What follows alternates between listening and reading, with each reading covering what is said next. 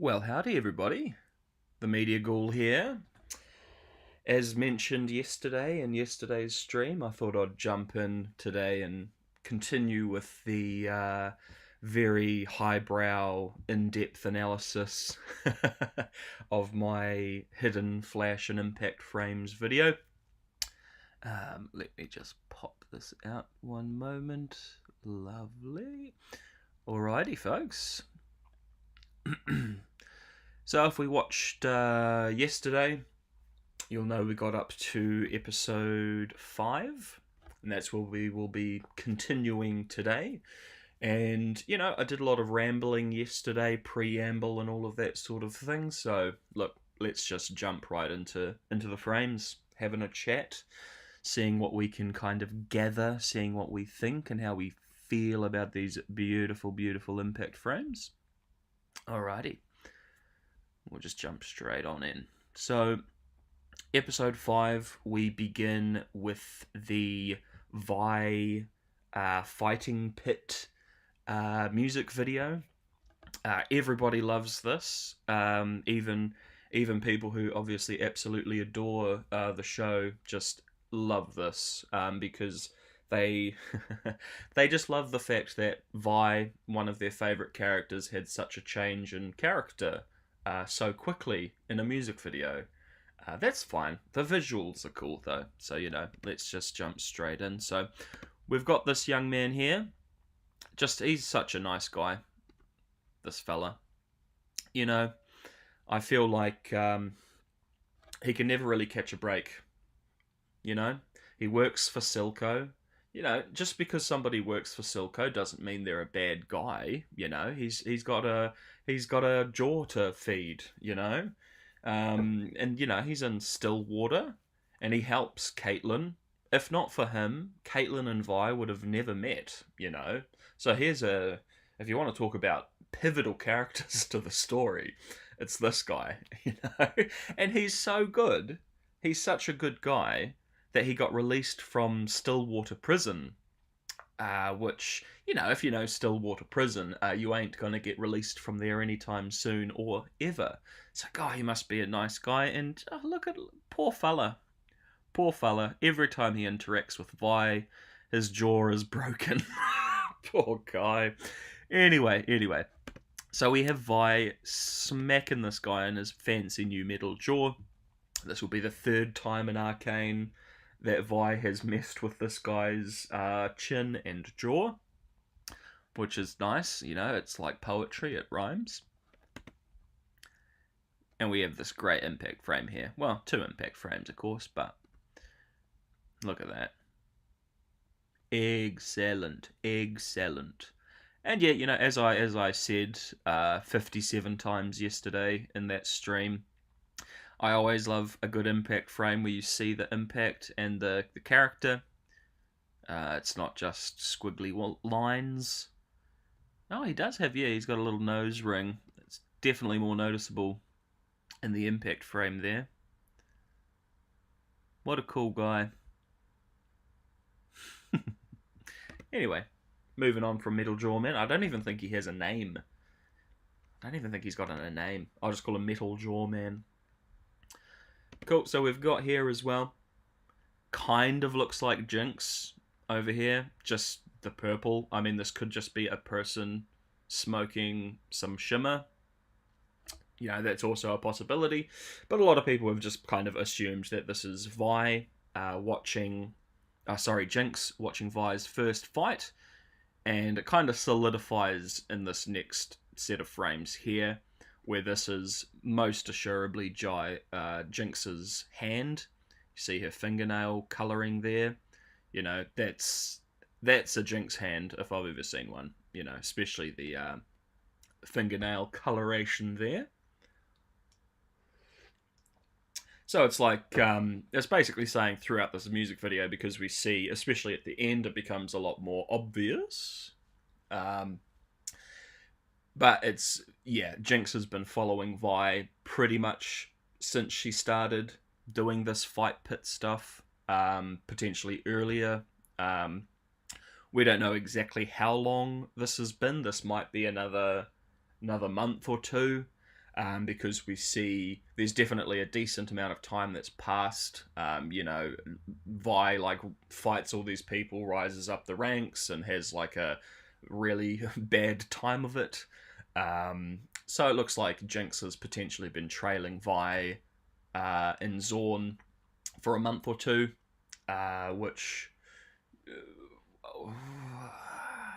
I don't know what what are we doing with that, because it seems like from episode 4 to 5 that it's like straight. It goes basically from one day to the other, because Jinx goes to Vi and goes, "Oh, OMG, Warwick, we've found Daddy Vander." Perhaps this is, this time skip thing was happening during episode 4. I'm not too sure. All I am sure about, though, is this is Jinx putting some money on Vi to win. That's Vi's fighter pit symbol, the double dogs, which if you've played the game, I think you might know what that is. So I know this isn't like this isn't a big secret hidden detail. Everybody catches this when they watch it, but I think it's quite a funny frame. And here's another guy that I feel so bad for. Let me think about it. So season 1, season 1 he was a decent fellow. Again, he was working for Silco. Doesn't mean you're a bad guy, You gotta put food on the teeth. Anyway, he was a normal guy, and then he got hit in the head really hard by Vi, a child, and became slightly like this. He went from a normal goon to a bit of a buffoon, because of a little bit of brain damage, and you can't hold that against him. He got smacked in the head by a kid. Let's just he loves music, he loves dancing. Vi was dancing with him, thinking it was Caitlyn, and he's just trying his luck. He can't help how he looks, poor guy. And what does he get for it? He gets a blat in the face. And, obviously with these music video sections, we get some, pretty cool cuts and imagery. It's nice here that we see, like, Caitlyn's after fight life just kind of blends in with the fighting as well. Like her, normal life outside of it is a big fight. Something like that, I guess. Super standard impact frame here. It's just the fist in the camera after a punch. Black and white. Bit of movement, always nice. Always can appreciate such things.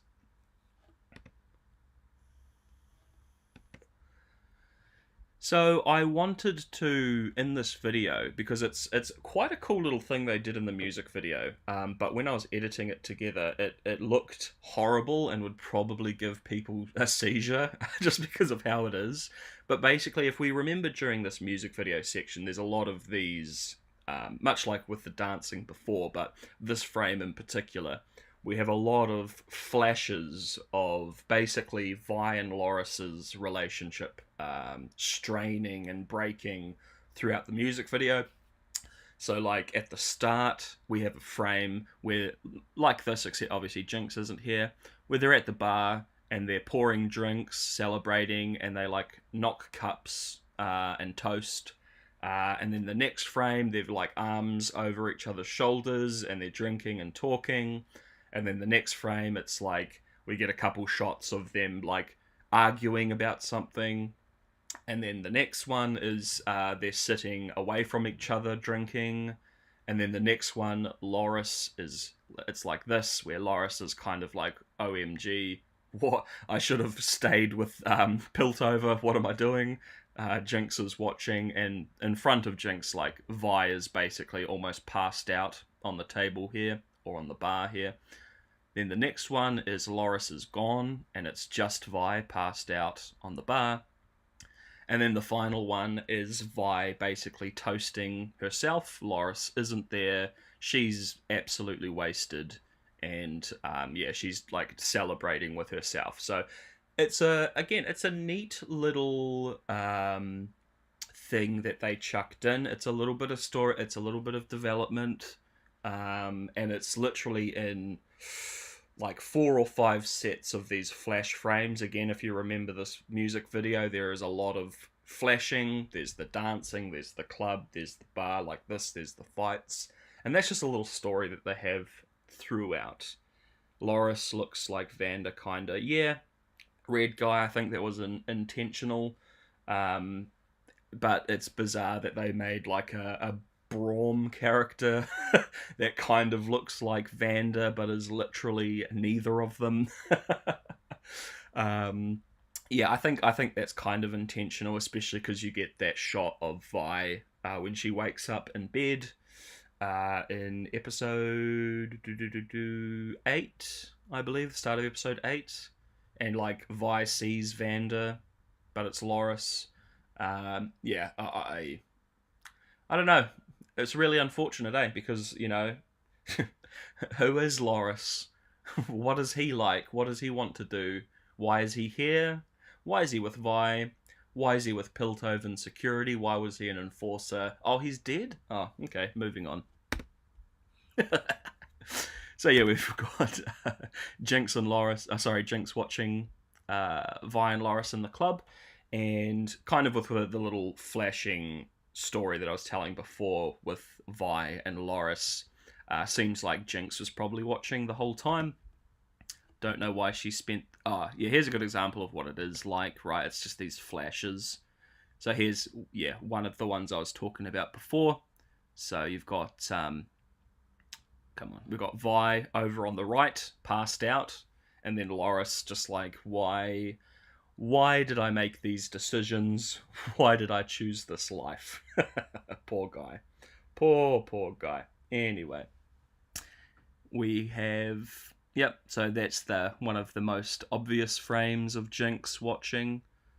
Why does it do this? 1 second, folks. Seems to really like changing stuff when we don't want stuff to be changed like. Let me fix this up for y'all.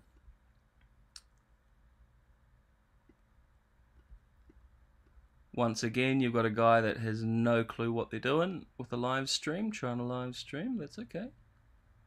That's alright. That should be fine for now. We'll leave that. If we need to change it, we shall. If it is required, we shall change it, okay? So yeah, like this is the one that everyone can pick up on because it's a decent few frames of Jinx watching, and this is during she's fighting a bunch of people. We got big ol' WWE superstar. I'm not even going to try. I don't watch wrestling.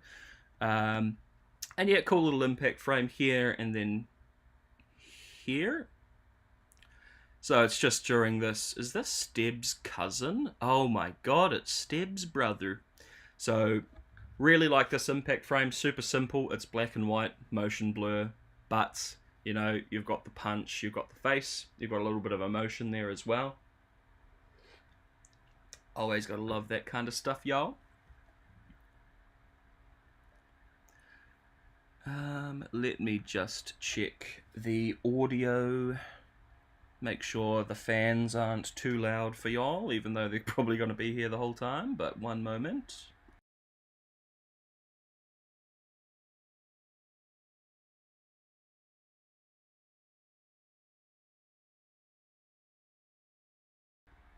Alright, if that gets too loud, do let me know. And I'll try and balance the audio. Cool as. So yeah, we've just got these kind of basic impact frames during that flash section where Vi is fighting just all these different people, showing her quite a progression of time. Again, I'm not 100% sure on how much time has passed, but that's fine. Play this on here. So this is the episode 5 intro, the first hidden frame in the intro. It's, as mentioned in yesterday's stream, there is a lot of just, here's a frame from this episode put into the intro. which, whilst it's very cool that they do that, and it's very cool to find them, it's nothing groundbreaking or earth-shattering.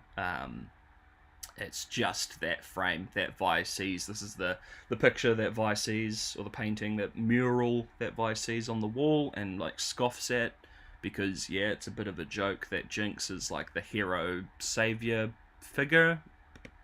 Fine, alrighty. Oh dear. So we've got here. So this is so in between the frames. Believe last episode, in between these frames, we had the picture of Warwick, Warwick's eyes, and now in the same frame, in the same spot, we instead have Vander's face and Vander's eyes. So that's something that I like, right? So last episode, when they introduce Warwick, they show Warwick's glowing eyes in this exact same spot. Next episode, when it is most obvious to people that don't know League of Legends and stuff like that, that this is Vander, so instead of Warwick's eyes, we see Vander's eyes. That's something that's a bit cooler than just, here's a frame from the episode put into the intro. It's kind of cool. Kind of like it,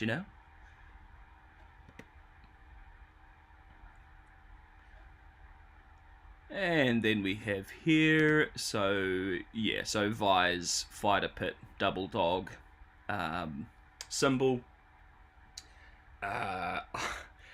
This is like, just, okay, I guess this is here. It's a cool symbol, It's got cool stuff in regards to the game, but this isn't like a, big thing that's going to be prevalent throughout the show. It's just hey, here's Vi's symbol. Cool. Nice spot of coffee. Alrighty. So we start into the episode with this shot here. Nice little quick in motion there. So again, you can kind of see that something's going on, and then we'll jump into the frame itself. Love that. Absolutely love that. The lighting on that is so awesome. And again, we're going from, this is Mel's worker or friend or compadre, whatever, getting blattered by LeBlanc. Poor girl, what did she ever do to the Black Rose Society, I mean, maybe she's like an ambassador worker, but I don't think so. I think she's just Mel's like right hand, and they're trying to convince Mel to join them, and they do that to her friend. Look at that. They blitz her. Yeah, man, that's a really good way to get people onto your side, LeBlanc. Goodness me.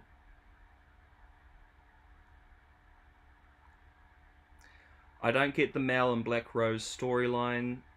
So she's a child of Ambisa affair with a witch. Yeah, they are super vague with a lot of that.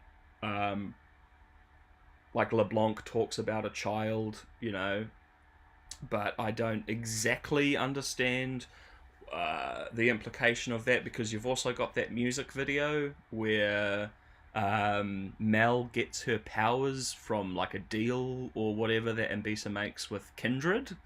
But then you've also got, that line where it's like, oh, she went to the Witchlands and she had a baby.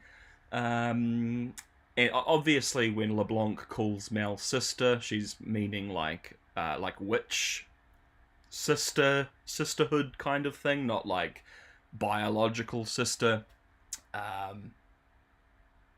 Oh, that chat is a little bit off. Let me just quickly move that for y'all. Oh, I see. Yeah, that's not going to do it. There we go. Lovely. Yeah, I'm not 100% on that.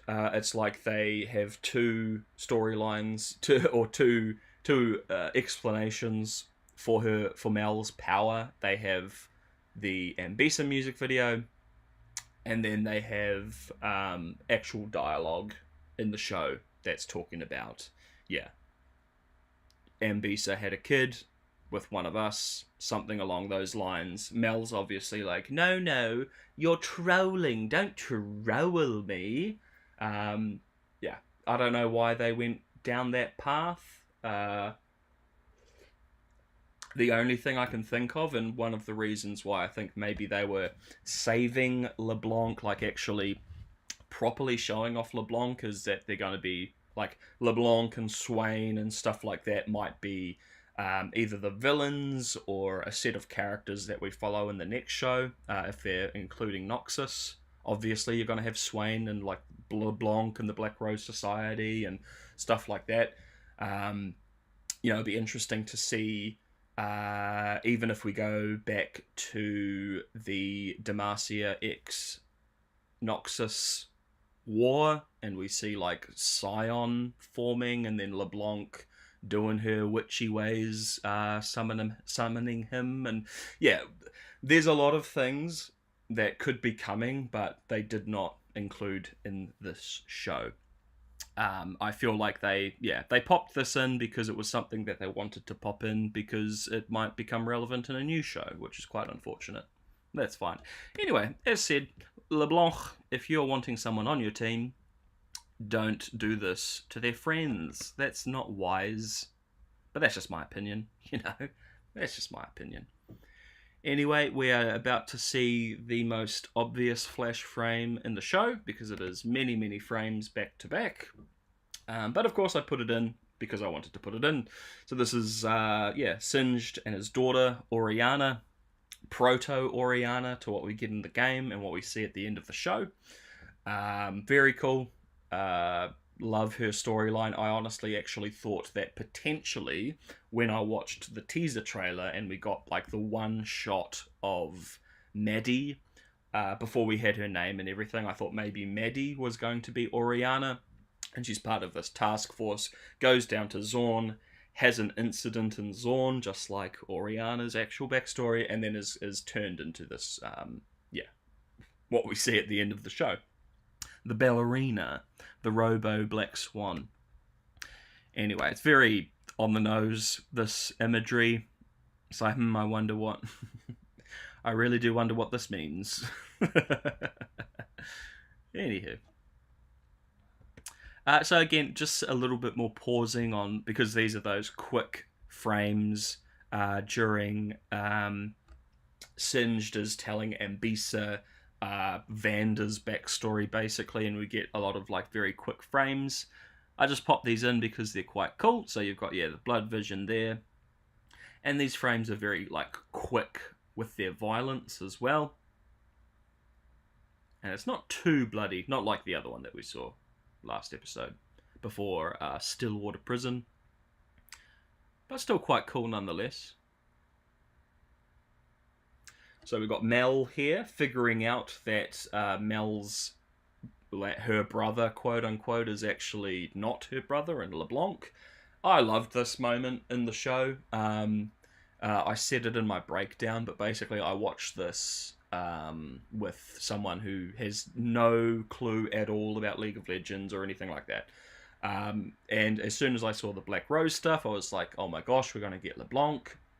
And then when she was in this prison, when she'd be like magically taken away and she was in this big prison and her brother was here, I was just chuckling to myself, because I knew LeBlanc does illusions, and it would be fantastic if we finally saw in a show someone who's like a master manipulator that uses illusions doing it properly.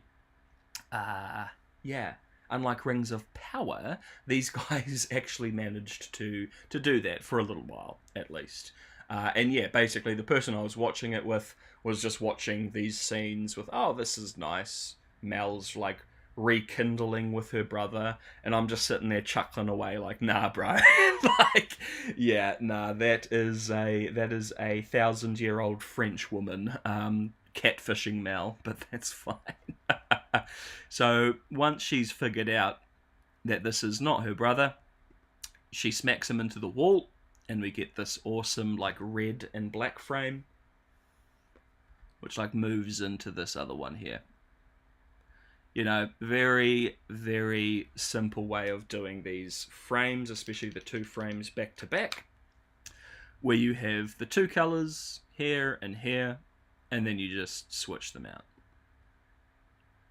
Makes it very noticeable while you're watching, but again, much like all of your impact frames and stuff like that, you're seeing something, you're registering something, you're not exactly sure what you saw, but it's there. And I really like this one coming up here. So this is, yeah, just after this kind of event here takes place, we get this flash. Look at that. Love that. Oops, spoilers. Yeah, I think that's a great frame. It's kind of like cracking the prison, but it's also like representative of like all the lines on the wall and stuff like that. It's a very cool frame. It's a very cool frame for very cool boys. Alright. And then here we've got Mel turning into an angel, a beautiful magical mummy over here. Great frame though. So again, just because of the kind of the way that the face looks, it looks like this is potentially just, yeah, the 3D model with the line work and the filter. Still looks fantastic though, of course. The imagery is a little bit on the nose. We've got Techno Jesus and we've got the Angelic Mel. It's fine. Her design is fantastic. I think it's one of the best designs in the show visually. Like, loved the color scheme and the design in season 1. And now it's just kind of, you know, looks better. There's a lot more going on. Visually it looks great. Character-wise, storytelling-wise, writing-wise, decision-wise, I'm not 100% on that, but that's fine. You know, you needed to put her in the game, you know. You can't have a normal person in the game, so she had to have magic powers. That's cool. That's fine. Makes sense to me.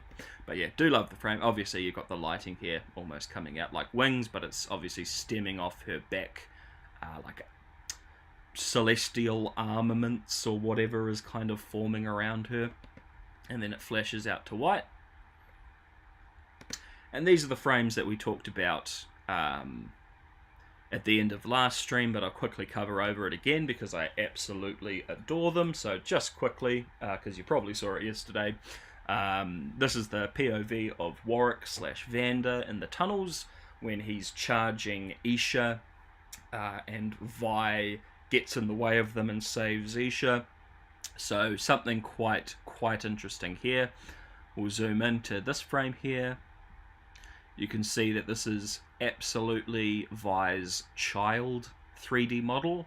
Look at how thin her legs is, how small her torso is, and how like spindly and tiny those arms and shoulders are. Yeah, 100% Vi's child model. And then we zoom in again. Absolutely Vi's child face. Doesn't have the face tattoo. Looking pretty scowled. And then, oh my god, I'm super scowled. So, the main reasons why I love these frames is just kind of the implication here. So you've got old Warwick over here, charging in, trying to kill Vi. And in Vander's POV, he sees Vi as a child still. So basically Vander is just watching as Warwick tries to tear apart Vi as a child, and I think that's awesome. Awesome. Because you have basically these 3 frames here, which tell quite a little tragic story. Which I think was, the animators just putting that in, because they kind of think about these things. I sincerely doubt this was written in the screenplay. This was just the animators doing it because, you know, Vander sees Powder and Jinx, so why wouldn't Vander see young Vi as well as older Vi?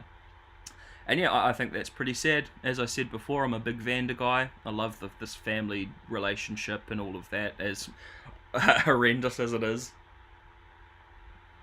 And yeah, that kind of stuff gets me going. So picked up on that as I was going through picking out these frames. So Had to chuck them in the video. There goes my fans going crazy. So these are the shots here when, obviously, so we've got Warwick charging in, and then we've got Vi jumping in to defend, and these are the frames that we get. So this one here, of course, pretty basic. You've got like the blue, white light, and the black, into actually being able to see the fist.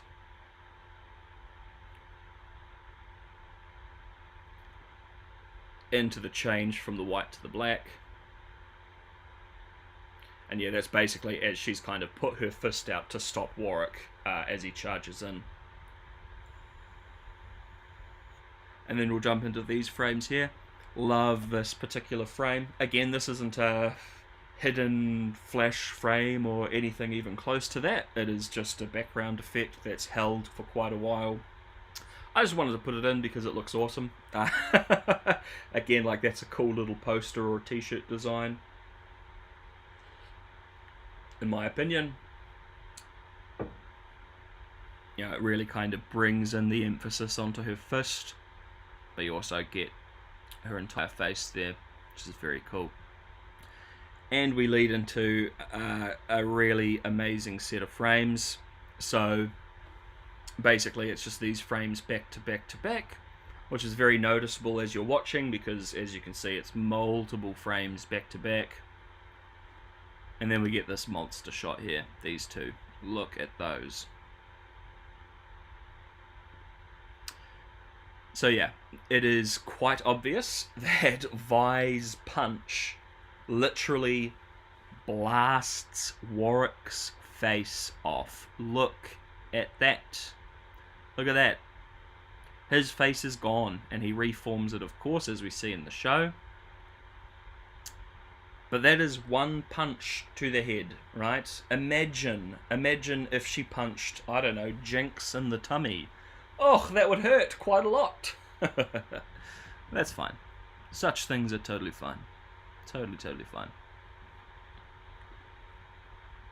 Nip that back slightly. Because them fans are going crazy, y'all.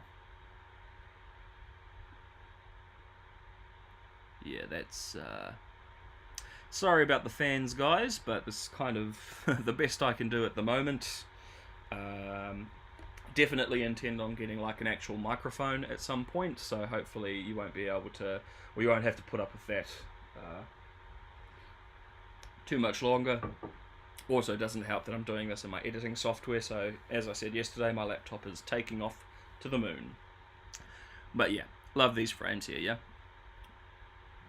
Especially, yeah, we've got the single frame of the black and the fist heading straight into just these back-to-back-to-back frames of like this movement, this line work. We see stuff like this all the time in like anime.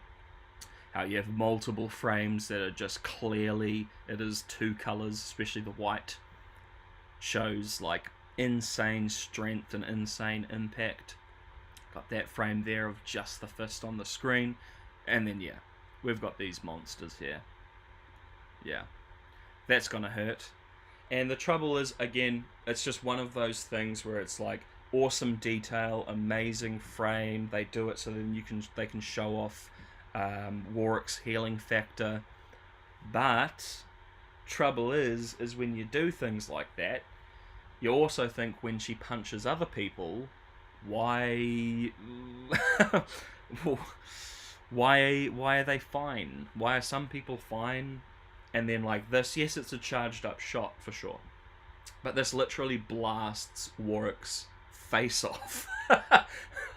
It's fine, whatever. It's an awesome frame. These are some of my favourites here.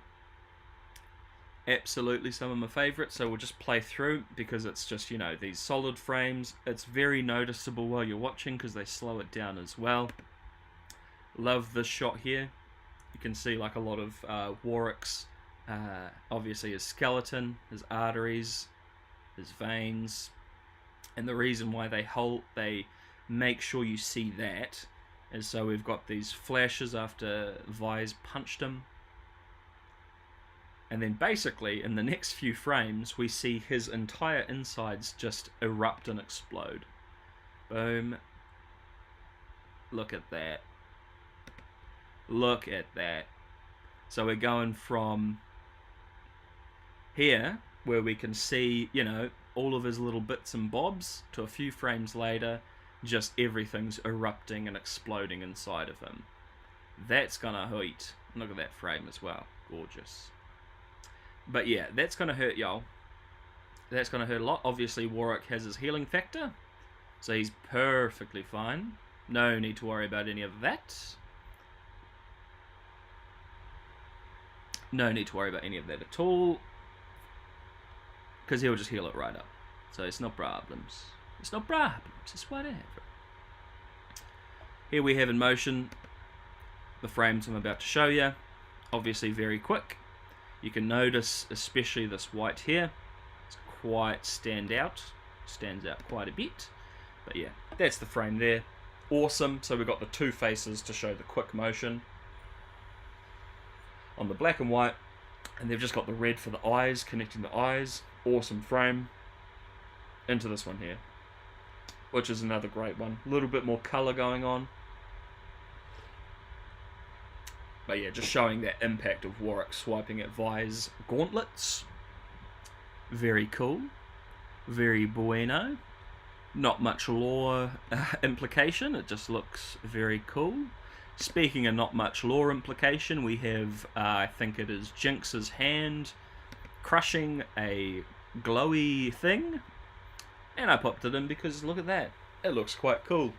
They've got that dark green instead of the black, which is like the color scheme of this tunnel, this cave. And you can see the hand quite well. It's very cool. It's very cool. Got Warwick slapping Vi away. Again, we gotta love frames when they're like this. You can see the characters, the action, the impact. It looks awesome. It's super simple. I believe this is, again, it's just the 3D models in the environment, and they just put a filter or shift the lighting. But you spend the time and do that with a frame, and it makes the impact really bueno. Almost like that's the point of an impact frame. Wowee! Isn't that crazy? And then we've just got this. It's a bit of a mess, but it's kind of meant to be. It's her like smashing into these glowy funguses on the wall after being hit. We get this bit of messy, just motion impact. That's Vi there smacking into the wall. It's not the most beautiful thing in the world, but it doesn't have to be, because, you know, these aren't meant to be paused on. Now we've got Jace reforming in front of Salo before we get the big Jace, punished Jace blue balls. My goodness, I was beyond hype when Jace killed Salo, because that is leaning a bit back more into Jace's backstory and what's going to happen between him and Jace. So I was super hyped. And then I was very disappointed soon after, but perfectly fine. So Jace reforming in here. So I think it's important to note we have 3 Jaces up there. As you can see, our Jace, we have this Jace, and we have this other Jace over here. So it's interesting. So much like with Echo, how he has the multiple Echoes, we see our Echo and then the alternate universe Echo. It seems as though we have something similar happening to Jace. However, I don't believe that Jace took over another person's body, like is what happened with Echo. I personally think Jace went into this timeline's future, where Echo doesn't come back in and stop everything, and basically Victor, his plan goes through. And yeah, there's a lot of imagery in the last episode that is basically one for one with the imagery that we see in episode 7. That's why it makes me think of that. But it is interesting that we do have the similar multiple Jaces coming back in. I'm going to point out a few things that is kind of important about this, but we'll point that out when we get there. So we see is this like red Jace on the right pops into Jace. We get these effects on him. You know, like these people are just kind of being smashed together. And we've just got these nice frames here of that. Again, there's the red Jace. And it's like a blue, green, very not much colour going on there on that Jace being smashed into him as well. So it's like we've got multiple Jaces being kind of smashed into this Jace, or we have like the body, something, one part of Jace, another part of Jace coming into him. But it just makes sense if it's multiple Jaces, because we see that with the multiple Echoes and the multiple Heimerdingers, so that's why I think of that.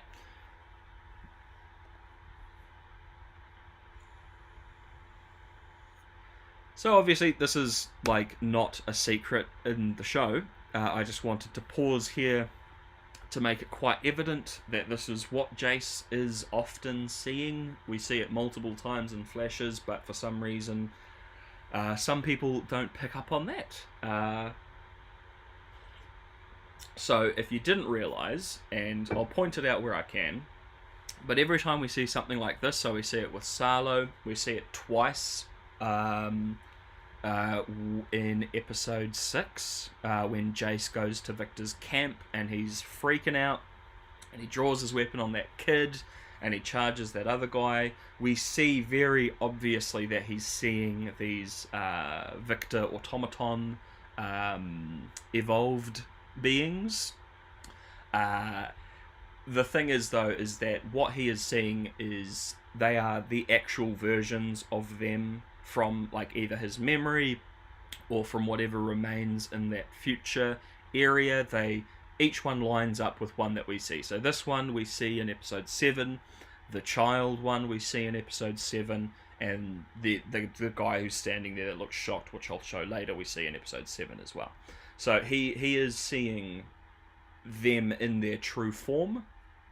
He's not freaking out and going, oh my goodness, you know, seeing things. He's literally seeing what they are going to become, or what they are in the alternate universe, whatever is going on. It's kind of why he has such reactions to them. Yeah, so that's actually Salo right there, right? Salo's dead. That's Salo right there. That's what we're seeing. Or at least that's what the creature that has taken over. And we've got another example here. So we've got blue. So yeah, it's definitely like a blue and a red Jace. So we've got the 3 Jaces. We've got our Jace. We've got this blue Jace. And then we've got a red Jace as well that we'll see. I'm not entirely sure exactly what all that means.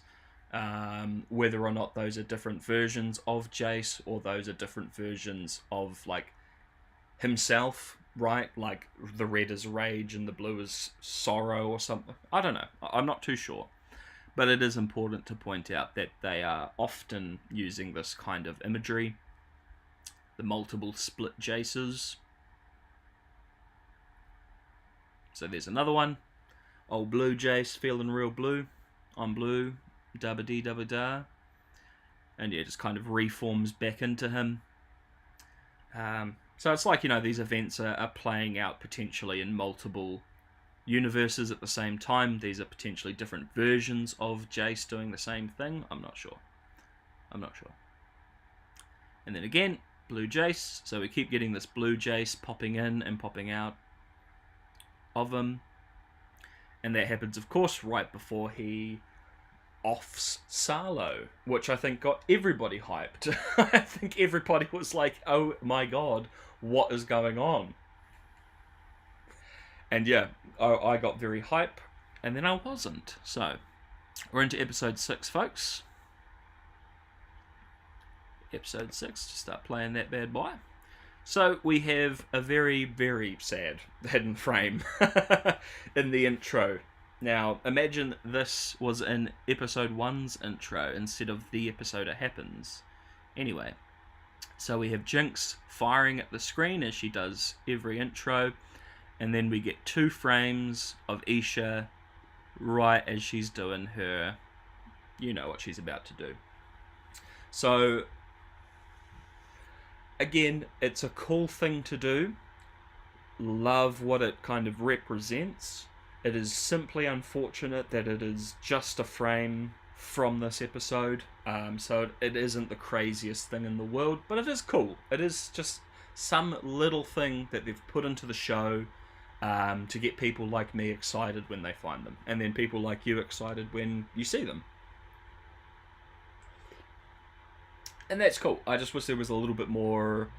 Yeah, again, if this was in like episode 2, the episode that we meet Isha, right? If this frame was in there and people found it, this isn't like a spoiler. This could be, you know, before you see it, this could mean literally anything, right? Obviously, she's a little bit sad, so it probably doesn't mean good things, but, you know, it doesn't necessarily mean exactly what we're going to see. Anyway, great frames anyway, in my opinion. Really love the colouring on that with the filter as it moves into the normal frame. And we have here, so again, so this is picture 3 in the story. So we have here, the first one we had was Warwick, glowing red eyes. Then we had Vander. This looks like the kind of Aurelian Soul galaxy version of Vander potentially, or of the galaxy version of Victor, but I do believe it's Vander just because it's in the same exact spot that we had the Warwick frame, the Vander frame, and then now potentially this is like, yeah, the I say Aurelian Soul if you don't know what that means. The the night sky over Piltover, over Runeterra, is a god called Aurelian Soul. And Victor, like, walks through the universe when he's doing that stuff. So he's literally just walking through Aurelian Soul's innards. That's fine. I unironically, when I was watching the show and that started happening, unironically thought they were going to do an Aurelian Soul thing. And I thought, what are y'all? This is going to confuse a lot of people, but obviously they didn't go there, so that's fine. And then the final hidden frame for the intro here. Yeah, look at that. This one I like as well. Like, this is, again, it's a frame from this episode, but I do quite like it. So, and also, if you never picked up on it, the reason why Victor is always in this, like, bed sheet, I believe this is meant to be, hey, this is Victor's the wizard. But, you know, Jace is also in the similar garb, so it's hard to say that for sure. But it is interesting that he gave him that kind of garb, I guess. But yeah, do like that frame, because especially with this kind of red filter over it from the intro, looks really cool. Looks really cool. And yeah, this is Super Saiyan Victor when he's walking through Aurelian Soul's tummy with his Goku-esque Super Saiyan hair. Alrighty, so Warwick, Jace, not Jace yet. Warwick, Vi, Jinx, and Isha have come to Victor's peace plantation. And Victor was obviously expecting him, so let him in. I find it very interesting that he's like, yeah, Warwick, come on in. No weapons though, guys, and you're going to need to be tied up at night. Even though he can go crazy at any time of day, it doesn't need to be night, and he is literally a weapon himself. Perfectly fine. Perfectly fine, Victor. You're new to all of this Jesus work, so you'll get a pass on that. So when Victor is touching Warwick to kind of read his soul and kind of talk to Vander or whatever he's trying to do, we get this beautiful flash frame or impact frame here as he touches him, which of course is just like this nice little pattern of Warwick's face. And then we get a matching one over here when we cut back to Victor. So This is kind of like when you have the two impact frames back to back, going from the black background to the white background. Be quite a contrast, but these are actually detached. But it's cool because they line up with each other. They are the same design, and it's kind of giving that feel of, you know, they're both going into Aurelian Soul's tummy to have a chat. And there we have Super Saiyan Vanda. Isn't that cool? Isn't that pretty, y'all? And then we also have these great frames coming up here. So Victor's touched Vanda. I don't know why I giggled at that. I'm a child. And we get this, Warwick kind of coming in and going, nah, bro, Vanda's mine. And look at that. Love this frame here. So it goes from this clear animation of Warwick. We get this single frame here. And then we like move back into that. But yeah, love that frame there. Gorgeous color. Just the black on red. Or the red on black, sorry. Stands out beautifully into this like deranged movement as it heads towards the screen. Kind of coming into Chompol Victor. And Victor looks a little bit like, yeah, bro, not my jam.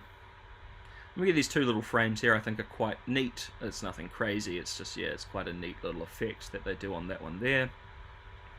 As he gets blasted away. Alrighty. Punished Jace enters everybody. And this was the point while I was watching that I was like, oh my god, Jace is going to come in here.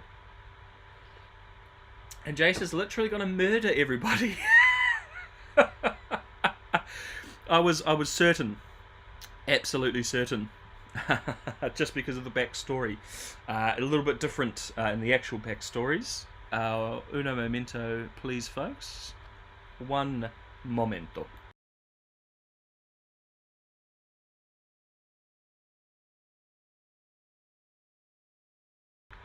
Excellent, excellent, excellent. So, yes, so I was certain that Punished Jace was going to come in and murder everybody. But they blue balls us a bit, and he didn't. It's fine. So, what I was talking about before, this is, of course, interesting. So we have this fella here, which, that's interesting. And we have this fella here, which is this guy. Again, Jace is very much seeing the versions that they become, or what they actually are, because all of these fellas are in episode 7. And we have a couple interesting frames here. So as he's having his little freak out, he's having a little bit of a panic attack. We get these frames here of Jace. So this is Jace. Basically, he's in the exact same positioning where Victor gets him in episode 9. And one of the reasons as to why I say episode 7, it's the future that Jace would lead into had Echo not done the bomb time. I don't want to say time bomb. Oh no, I said time bomb. The shippers are going to come for me. Anyway, this is the exact same positioning that he is in episode 9. So to me, this is basically the automaton, quote unquote, evolved, quote unquote, that Jace turns into in the future, had Echo not saved the day. But he gets these flashes of basically himself in the future that we'll see in episode 7. And then we get the wizard opening his hand, as he does when he sends Jace back here at the end of episode 7. And then we get the greatest frame in Arcane. Look at that beauty.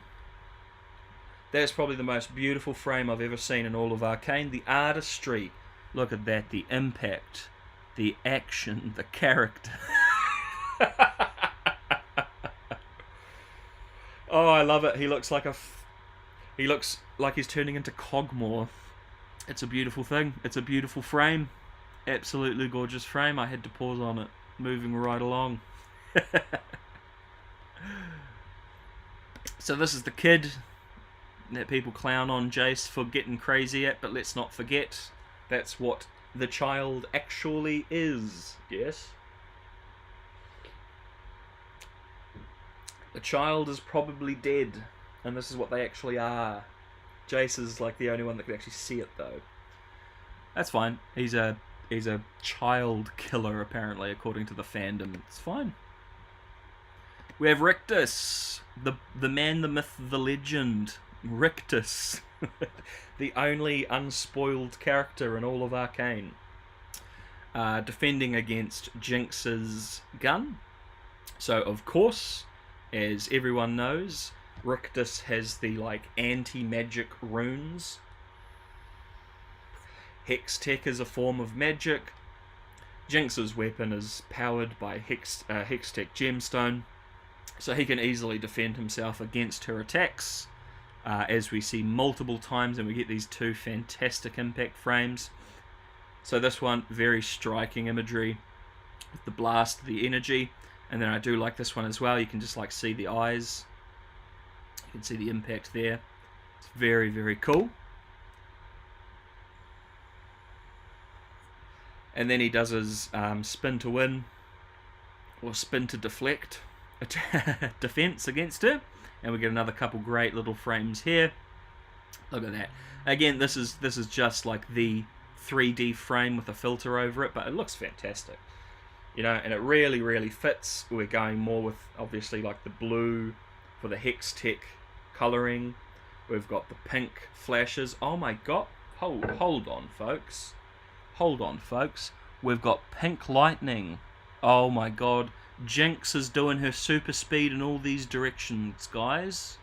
That's literally the only thing that makes sense. Look at those frames, though. Gorgeous. Striking. And yet, 2 impact frames back to back. So a lot more easier to pick up on in motion. That something's happening. And it looks great. Looks absolutely great.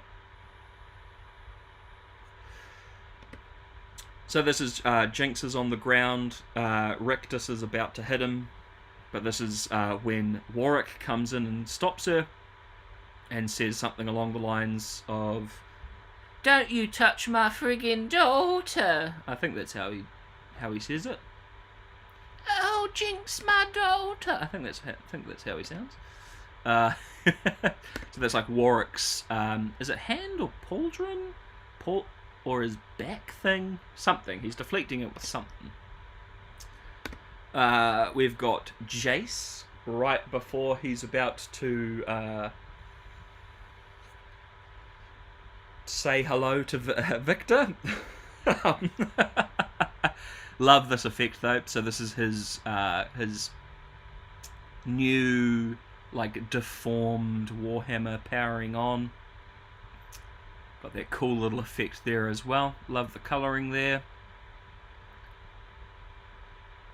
And it's quite cool as well because, so as we pointed out in the last stream when we covered them, there is a very intentional effect used on Jace's weapon with the hex crystals of the blue. This one, of course, because it's different and it's deformed and all this sort of thing, we've got different colouring going on. So we've got the purple instead coming through, and instead of the normal white and blue, we've got this thing here forming, and then we've got this colouring here. Again, it's completely different to what we normally see with his Warhammer. It's just a little thing that the animators chucked in to show that this is actually a different weapon using slightly different technology, potentially.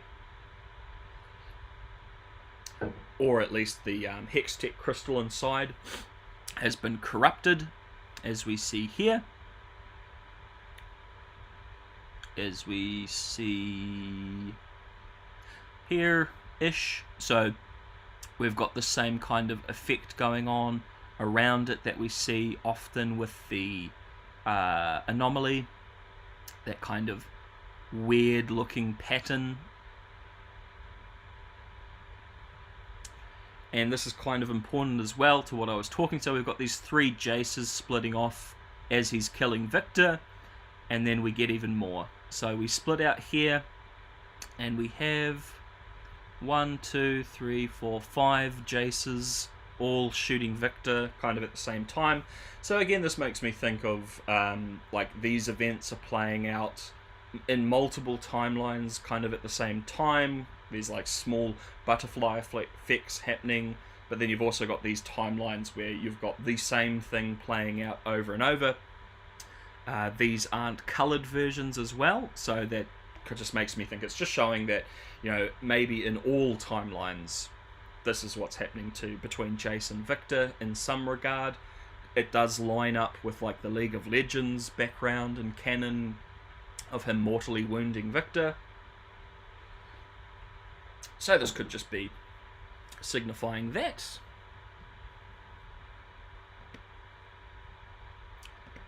And we have this filter effect after Victor... Oh. No bueno. After Victor gets blattered. Nice little... Again, this is just the 3D frame with a filter over it. But it makes it pop quite nicely as the blast comes through. So we then have Warwick obviously losing his mind. So my take on that is that basically because of what happened to Victor, the like connection, all of the work that he was doing to like bring Vander back is just lost. So Warwick can easily take over.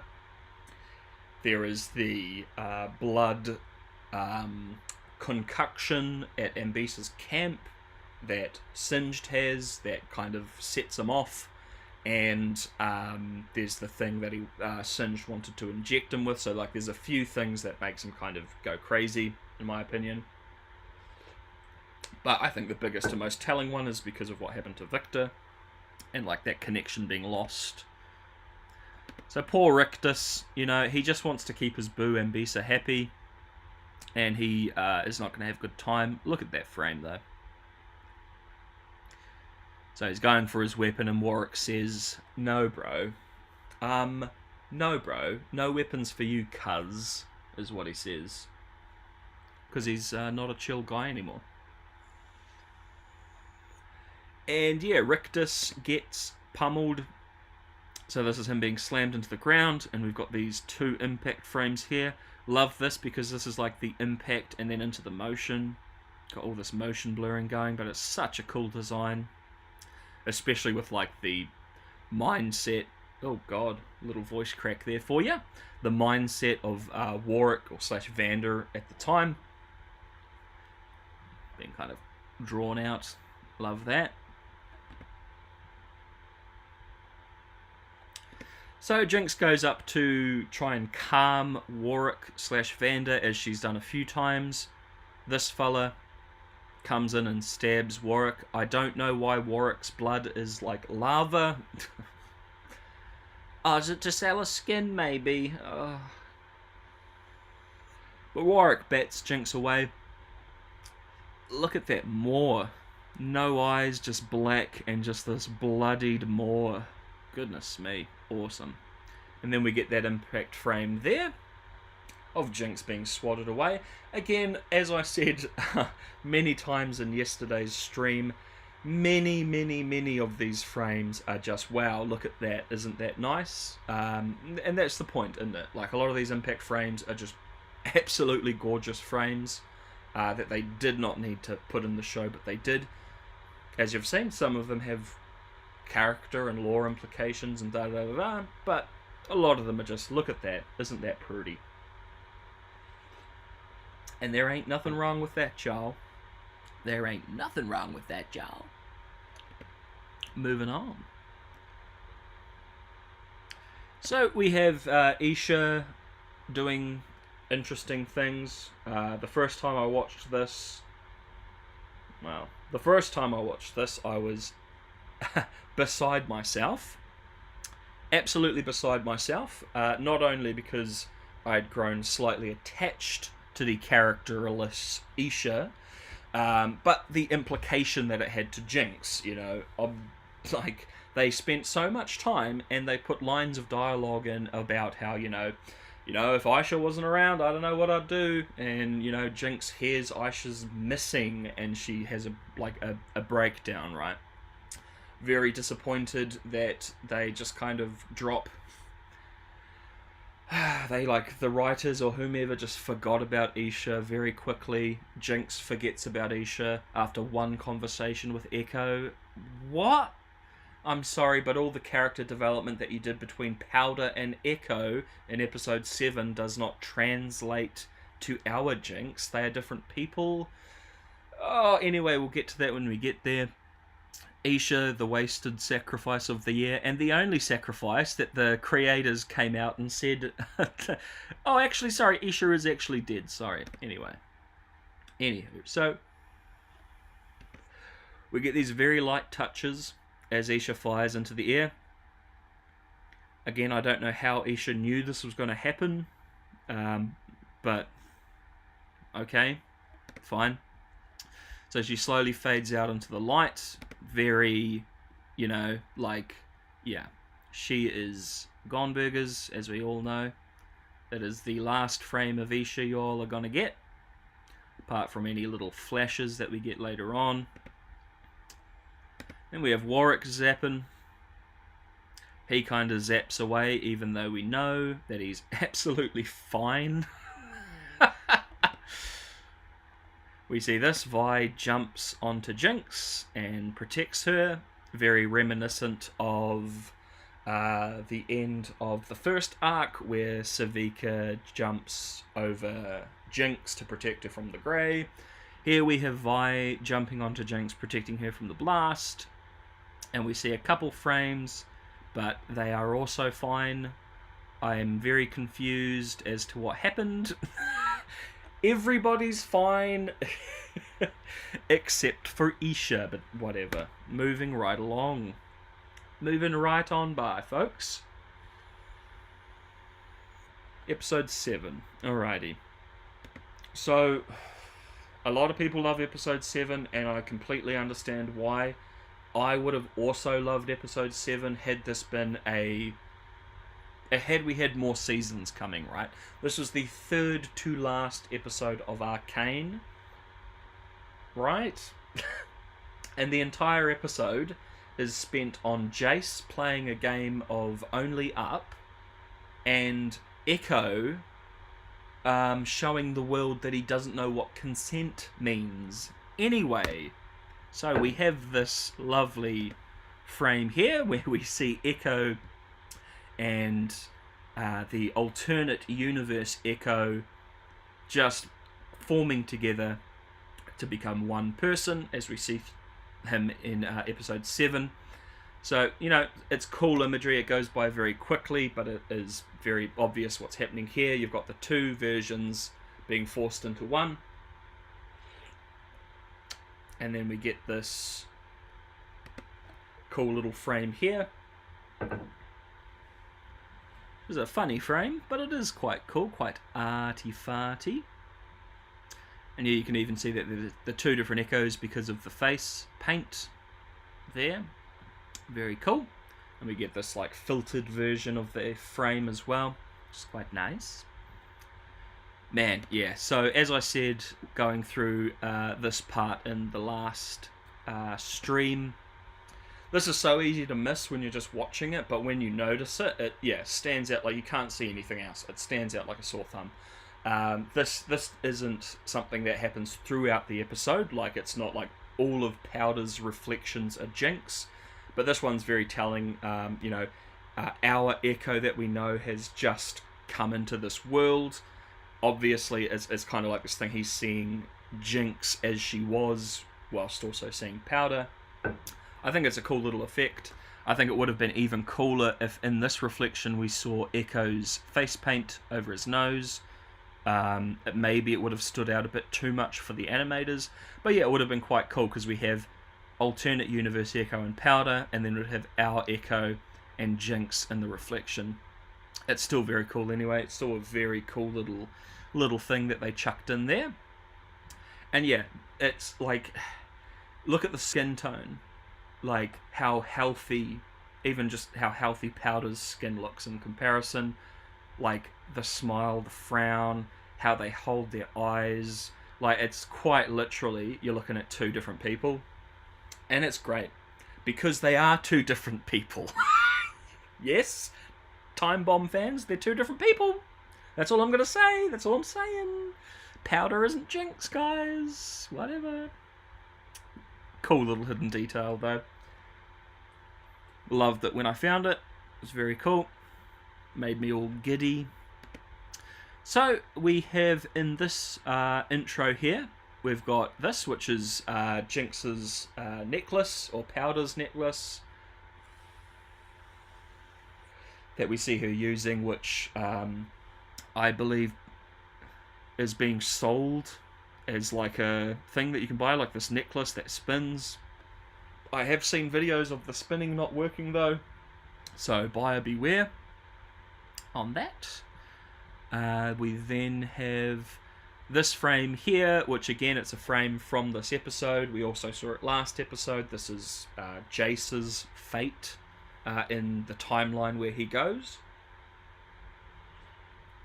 Or I guess the future that he goes to, because again, I do believe that it is the future of the timeline that we have the show in, where Jace goes. I missed, so this is one of the ones that I missed, one of the few that I missed. So in this intro, there is also X's over Vi's eyes in the intro for one frame. They put X's over her eyes, which just signifies that she's dead in this episode's timeline, or where Echo and Heimerdinger go. Nice little detail that I completely missed, so it is not in the video because I'm lame. So this isn't a secret because this is multiple back-to-back frames of movement, so it's very noticeable. But this is just what we're seeing. So Echo is looking at Benzo and Vander, being like, what is going on? Powder snaps him out of it, and then we see the like anomaly pattern. This is always used for like the anomaly in the show. So that's just kind of what's flashing through his head as she snaps her finger. So this, these aren't impact frames, or these are just effects, but some of them are quite cool. It's odd that his Hex Tech gemstone is freaking out still in this place. That doesn't make sense to me, but it is fine.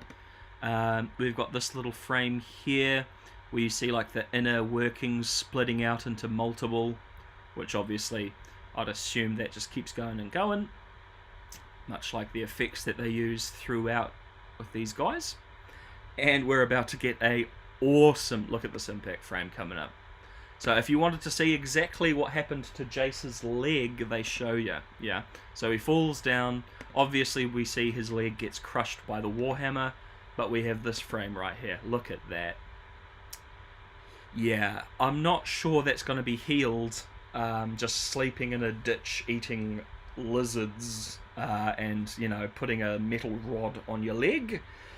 But okay. Perfectly fine. But what an awesome frame, though. Literally just snaps his leg. Gone. And then we have this one here, which is just like a continuation of the movement. But yeah, that's crazy. And by crazy, I mean friggin' awesome, y'all. Friggin' awesome.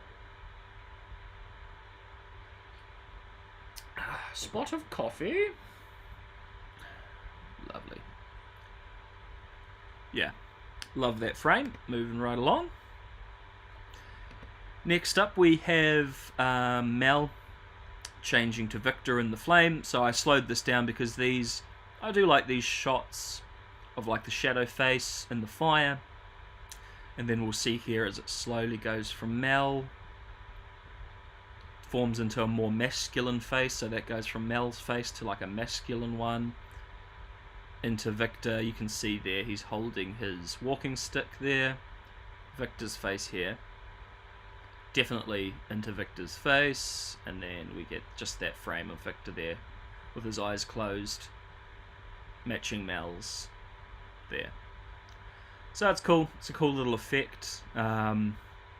Something that the JVic shippers, I'm sure, is in their minds 24/7. So we have here Echo is setting up the or trying to do something with the piece of the Hextech crystal that he found. So they're setting up some machinery to work with that, and we get some awesome frames all throughout these moments here when they're working. So we've got the energy, or the flash here, when they plug in the energy, the power cable. There's nothing crazy there. We have these two frames as everything's kind of working overdrive. Again, I just, it's an easy thing to do. The two frames from one color to another. Looks very good. Looks very good to me. So here we're just going to play through a lot of these effects. There is quite a few in regards to the Echo's time machine being created.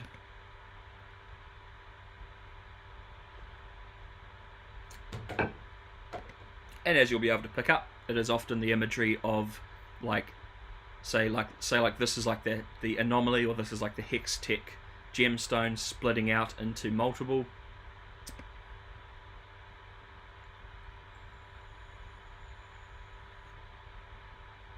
This is probably signifying that it's splitting out into different timelines. Here we have another example of what I was talking about before. You'll have here, we see the anomaly splitting out multiple times, and over here an even better example of it just showing multiple times in this line. Again, that's just, to me, signifying all the different universes and timelines where this exists. Also, in regards to time travel or whatever, however they're creating this, let's say Echo's here, the machine would then take him to this one here, or forward to this one here, for example.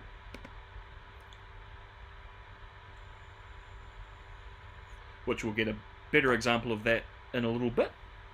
This is just the gem, or the Hextech gem kind of forming in the machine. This is them testing out the time, so this is it in real speed, or real time. And this is the same thing slowed down. So we see here the anomaly in the background, or the wild rune, if you're that way inclined.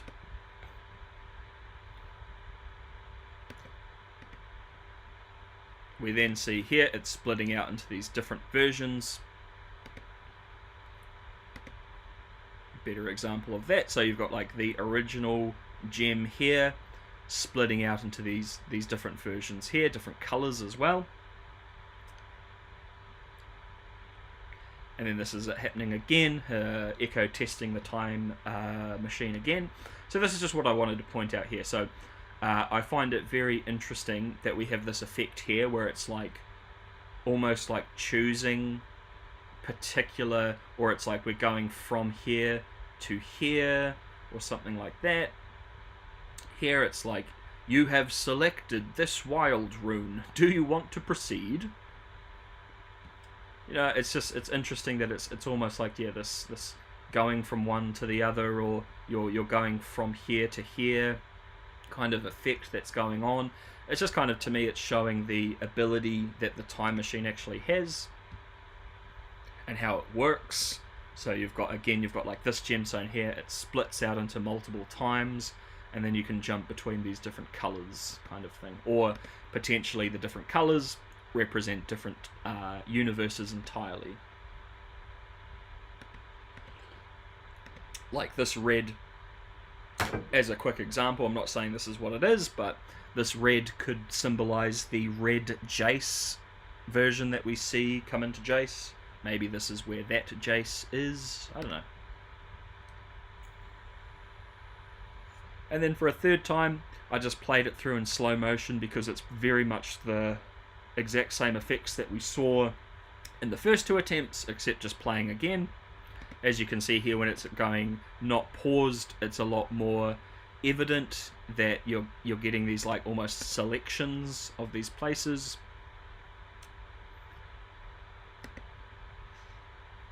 So as I said last stream, we get this effect a lot when it comes to the Hextech technology, just like this ring coming around the central piece to show like this impact. We get it a lot.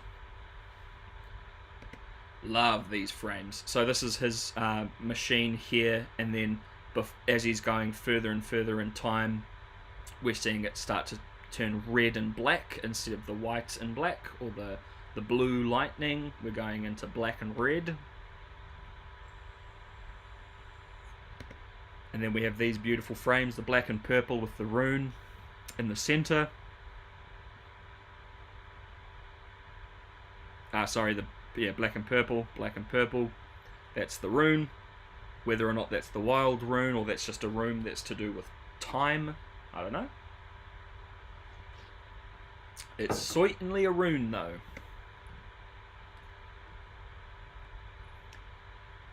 And then we basically have like the machine forming here.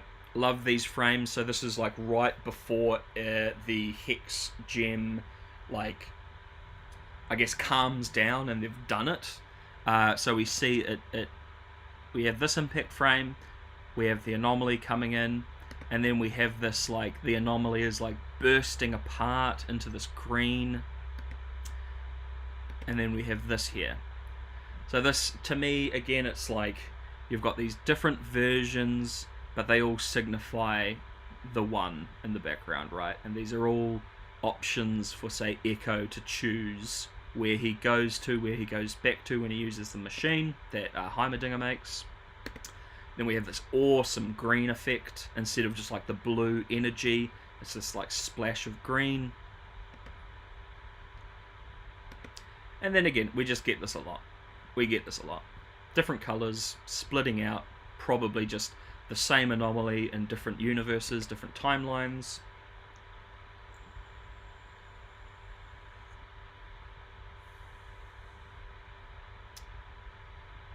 Cool.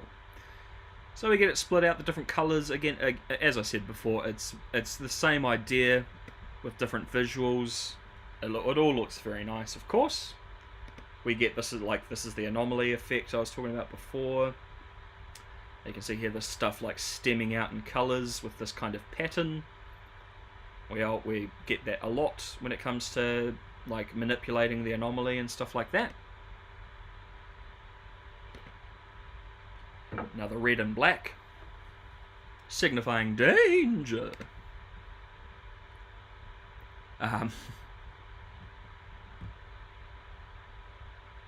No comment. No comment. I have no comments for this. Moving on. So these are just some cool effects as Jace is like walking into like the quote-unquote Eye of the Storm on top of the Hextech, the Hex Gate Tower, sorry, where the wizard, aka Victor, is.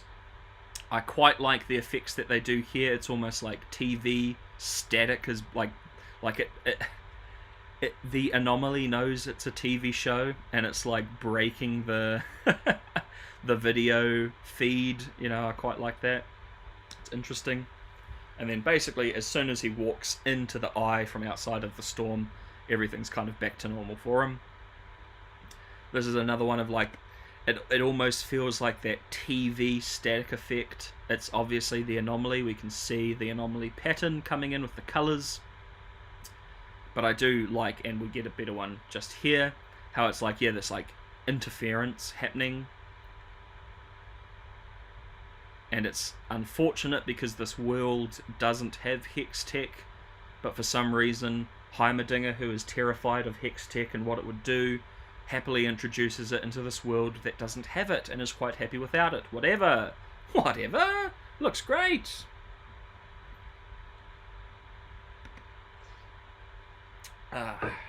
Beautiful frame. Obviously just the 3D models with a bit of lighting. So it looks great. Going from here to here. bro, just leave. Please. Please just leave. Just go back to the council and live your happy little life, you friggin' moron. Anyway.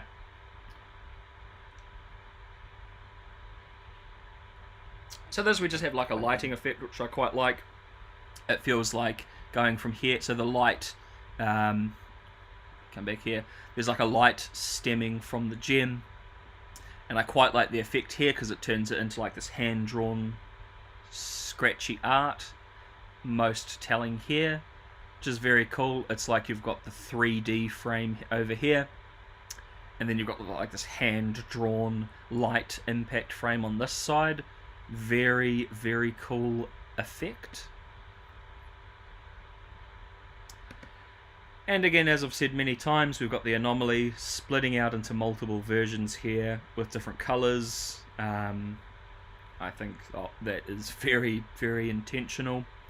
The impact frame here and here of the anomaly. And it's very telling as well that we see a lot of anomaly imagery in a place that does not have an anomaly, that does not have hex tech. I guess my fears are true that because we've got timey-wimey stuff, basically Heimerdinger introducing hex tech into this pretty great world, there will be an anomaly in the future because someone will make something of it.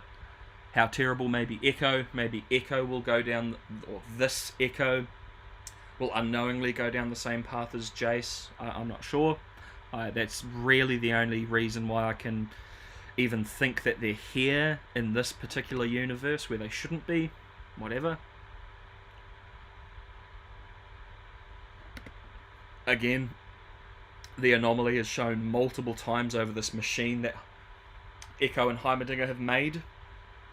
Or at least that Heimerdinger has like boosted. Which is not good. And we have here... Okie dokie, so I'm just going to play through because there's a lot of them. So as the light goes through, we get these great shots of Heimerdinger. Everybody's seen this one. Everybody's seen this one. It was in the trailer. Awesome though. These two frames, so great back to back. Absolutely awesome. Another example of half the frame, or less than half of the frame, is the 3D model. And then we have the other half as this 2D drawn effect. So awesome. So cool to look at. And of course everybody has seen this one coming up right here. This is like under the skin but above the bone. Like the bone, the skin and the fur. And this is like the underneath almost. We still get his furry... moustache, of course, but like you can see the veins and stuff. It seems very much more like this is the only shot in the whole show where you could go, yeah, that's like a mystical immortal yordle.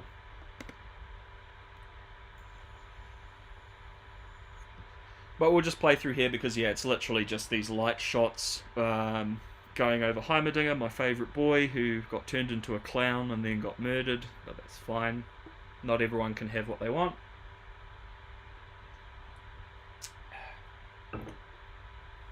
But yeah, I think it's really cool because obviously as you're watching, these are just quick flashes as the light go by, but there is a lot of hand-drawn detail here, which is very cool. Again, frames like this, where you've got most of the frame as the 3D model, but then the rest is drawn as an impact frame. It's very cool.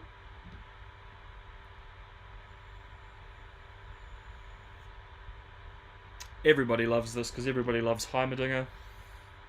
Heimerdinger is everybody's favourite character, we know it. So he gives Echo a sly little smile, or a sly little look, as we can see the anomaly here start to pull at him. Here as well. Most telling here. As you can see, this is the anomaly effect, which I'm not sure why it's happening, but it's fine. We then get Victor doing his magic to get Jace back into the fray. It's a cool frame here. I like the like filter effect that they've done with the hand. Looks very cool. Very like stands out quite nicely compared to the other like art design of the show or character design or whatever. Anomaly, split out, doing something, not having a good time. We've got 3 anomalies here. So we've got, this is like where, so like Victor is here, Jace is here, this is forming around them. And then we've got these 2 that are like combined. So again, they're just doing a little bit of imagery kind of showing how this works, but again, that doesn't make sense for where Echo and Heimerdinger go, because there isn't an anomaly there, whatever. It is interesting as well, so this rune or this teleportation magic that Victor is using actually forms on Jace's evolved corpse, which is interesting. See here, it forms out from him. So you can see there, so there's Victor, there's the corpse, he's got his hand on like the head of the corpse of Jace. There he is there, there's his staff.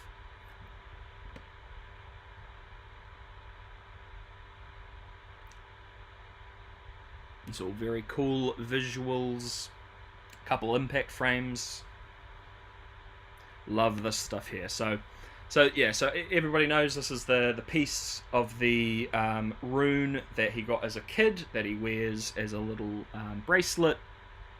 And here we see it like forming into him. So this is an interesting impact frame for sure, but then we get this one here.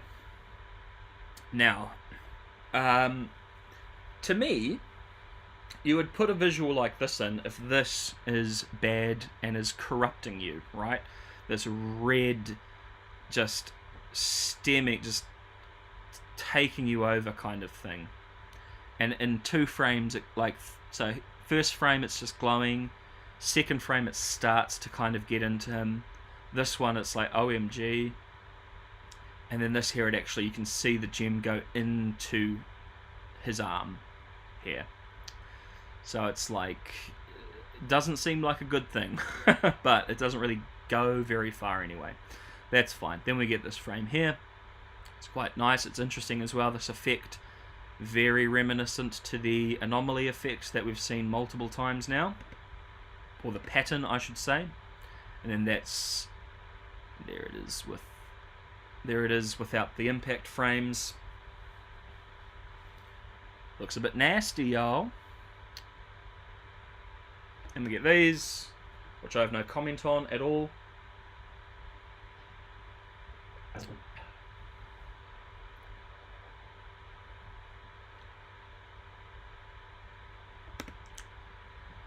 Oh god, this is killing me just watching this again. Anyway, so we see the anomaly effects again. He's being split out, taken away. And that, you know, they did just such a great job setting up Yordle immortality in the spirit realm in the show, so everybody knows when they see this that he's fine. It's a cool frame. So we see these different Jaces splitting out from him. This is right as he's being teleported basically back to the where he kills Salo, which, if you didn't know, is pretty much the same spot where they are, because the Hex Gate Tower loses its top in between episode 9 and the future that we see. We get a few frames actually showing that during the battle, like basically telling you this is the same place.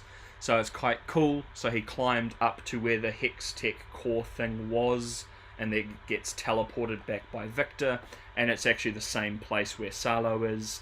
He doesn't teleport anywhere. He just basically gets like shifted to the different reality in the same place, which is a cool detail. Interesting effects here.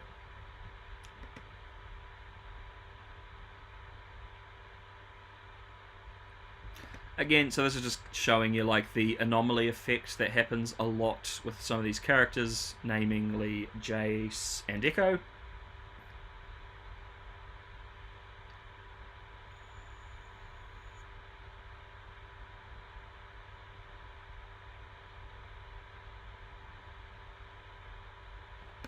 Yeah, so I wasn't too chuffed with what happened to Heimerdinger, so I put that meme in. I get one meme.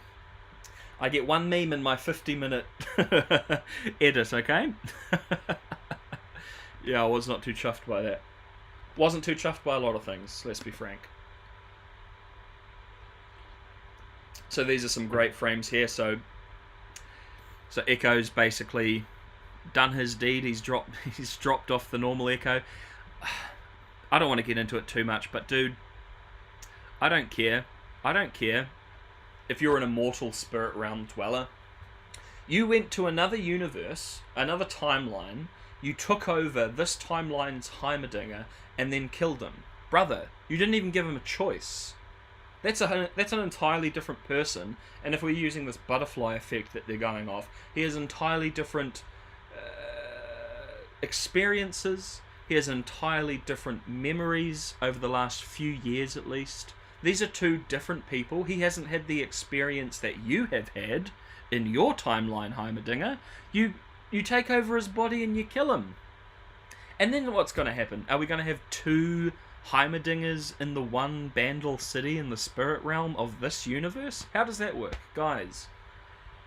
Oh, guys, this wasn't a noble sacrifice. This was a murder. Okay? Heimerdinger nobly sacrificed someone else's body. Guys, cringe.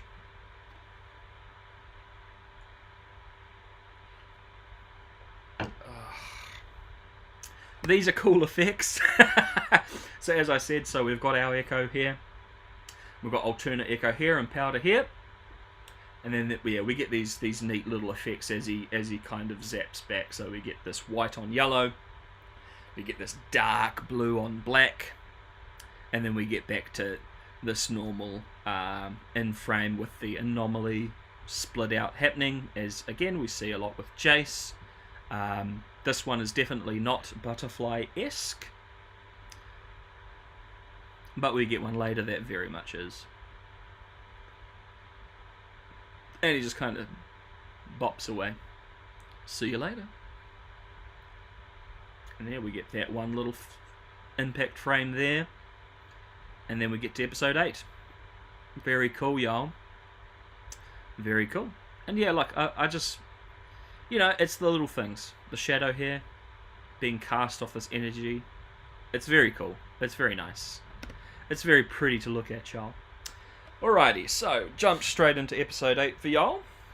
So we start with the Mel and LeBlanc stuff, which wasn't disappointing in the slightest.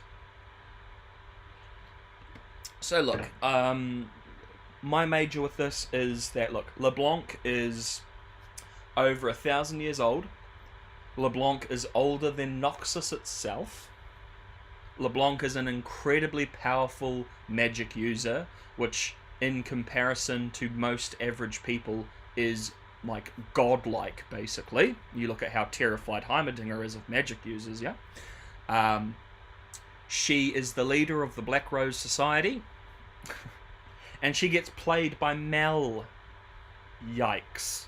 Fine. No troubles. We'll get there. So this we had earlier on in the show. This is just like in the... basically like previously on, because you had a whole episode that didn't address any of the events that happened previous. So they had to have a little... if you forgot, Mel did this. Look at this though. So this is a new one from the episode. Look at that detail.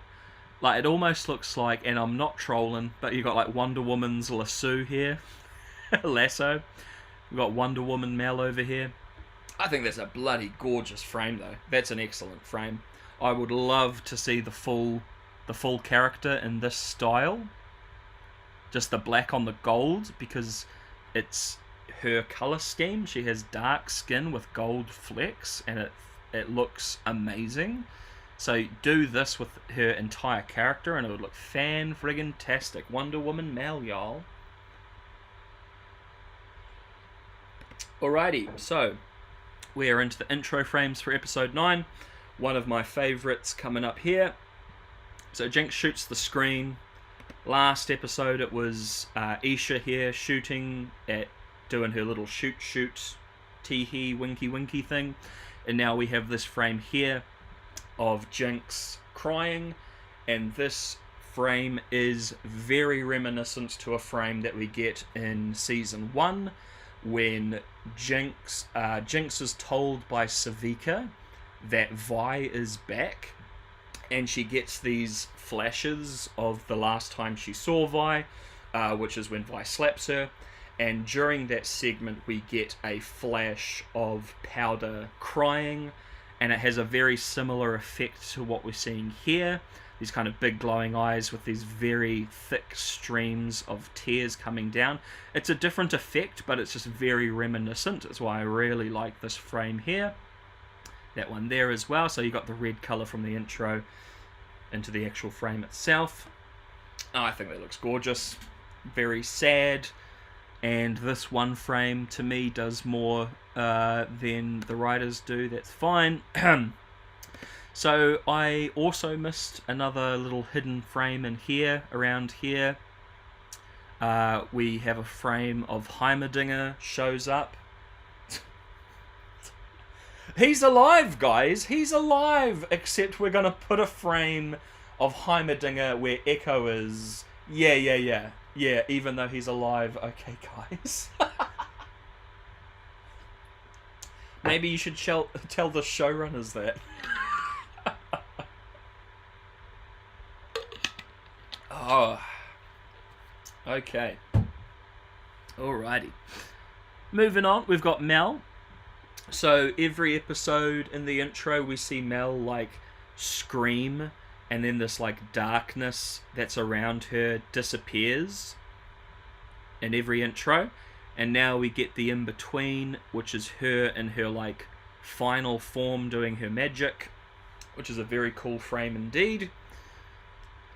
So basically you see that in action. So yeah, so every episode we see her yell, and then the light like blasts this darkness away that's kind of enveloped her.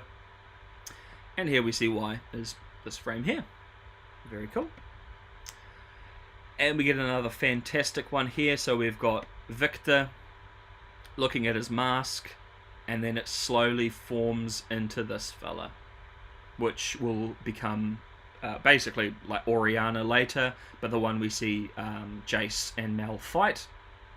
It's a cool single frame. It's going from here to there to there. It's an awesome little frame. Again, it is just a frame from this episode, but it's put in quite well, so I like it. One might say, I quite like it indeed. Alright. So we've got the anomaly effect here while Mel is talking to Jace, or Jace talking with Mel. So we've got these three little frames, much like Echo sees when Powder clicks her fingers to him. So we then have this here. So this is an interesting thing. So Mel walks up to him. Then we have this frame where Jace is looking down, and then we have this remnant of Jace looking at Mel, right?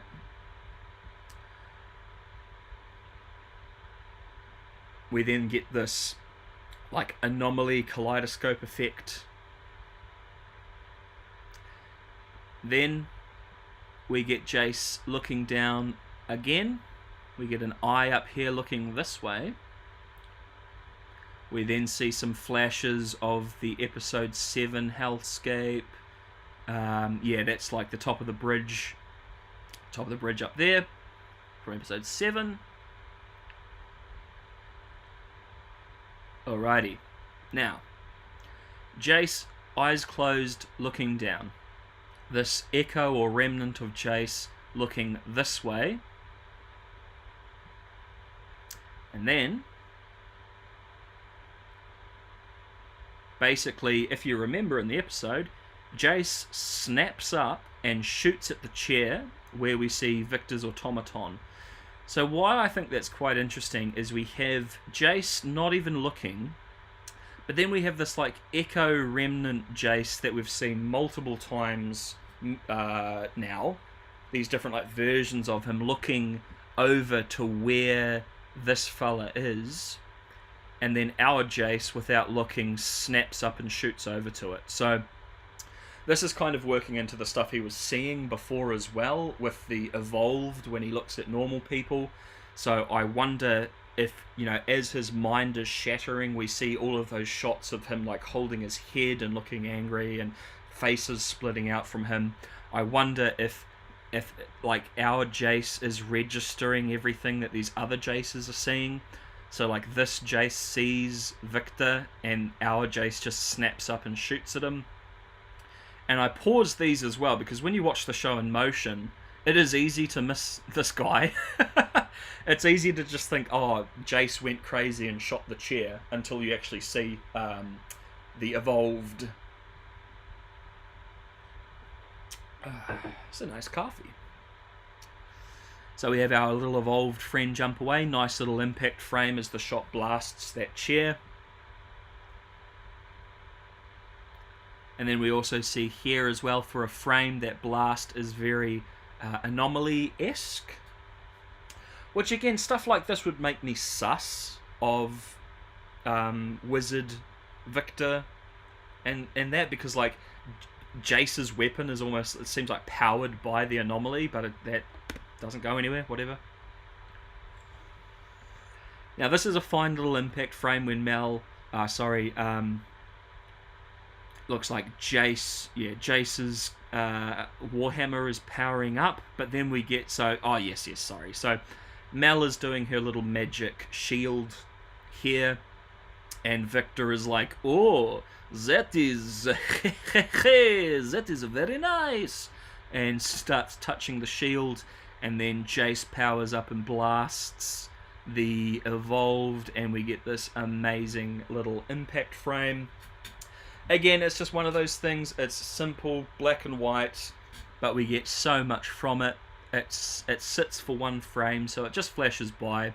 So you just register that you're seeing something, but this is actually what we're seeing. And again, it's not just squiggly lines on a black screen, you can pick out all the details there.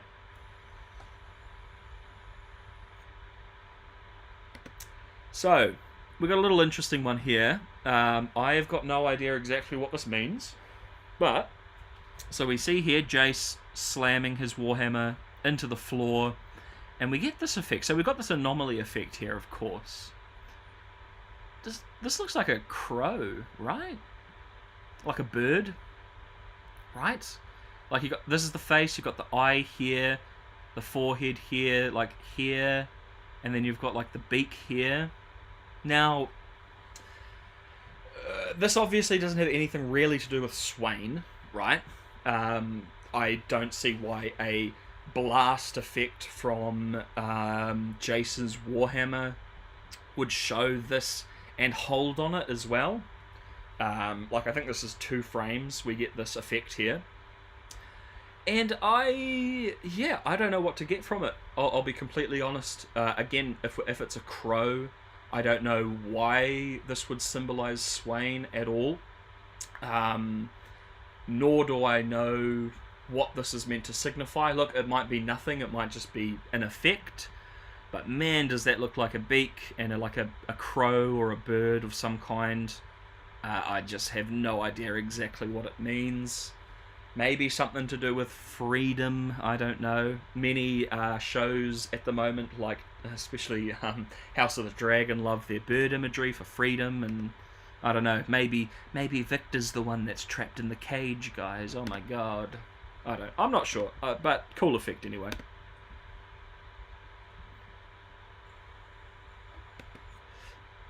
So another basic one, so we've got like the 3D environment with this just like lighting effect of the impact. But it's quite cool because we get the light kind of stemming around this evolved creature's body.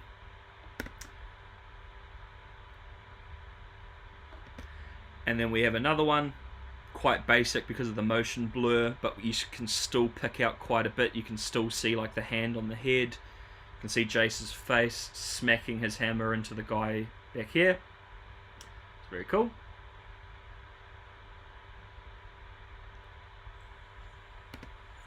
So here, this is when, The Evolved is charging and he just batters the Evolved's hand.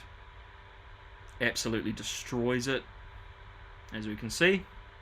Oriana's going to need a replacement, of course. But what a nice frame. Very cool impact frame there.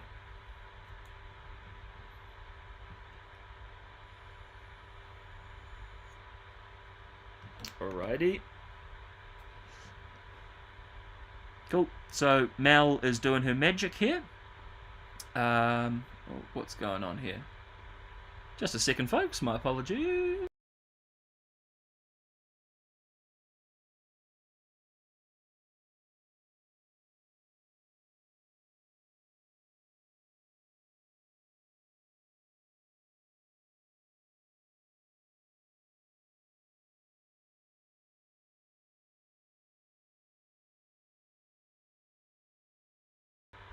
Excellent. I just hit 450 subscribers. Amazing. Thank you so much, guys.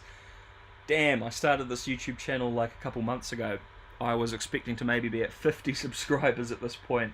Thank you so much. That's awesome. That is friggin' awesome. Anyway, so we've got Mel doing her magic here. And we have this great effect here of just like the energy and the motion. The two colours, the kind of yellowish white on this.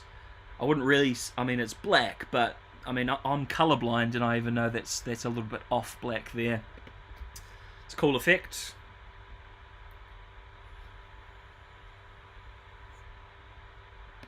So just before Jace is about to blast like Frank Reynolds, we get this impact frame here as his Warhammer kind of powers up. Beautiful colouring. Look at that. He has a bit of an odd face, but you can literally make out like all the details. Excellent impact frame. And this one's a hard one. I don't know if that's... It looks hand-drawn. It could be the 3D model with an effect, but it does look hand-drawn. But it looks absolutely amazing either way. Like, how impressive if that is the 3D model with a filter on it, you know? But I do think that's drawn. But jeepers, imagine. Beautiful colours, though.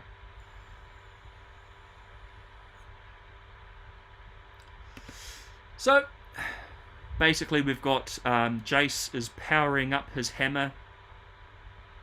We get these effects here of the powering on up. Places his Warhammer up onto the guy. Blasts him with a bit of magic or a little bit of hex tech. So we get this nice little impact frame here as well. So you got Victor, like we're going from just Victor's face on black to like this beautiful galaxy behind him with this flash effect. Back to black. Back to like this hyper, I think this filter kind of makes these colours and everything pop like crazy. And then just kind of back to like the more normal galaxy Aurelian Soul background. But yeah, just a couple nice little frames as he's kind of blasted back by Jace's thing, or at least he's surprised at it.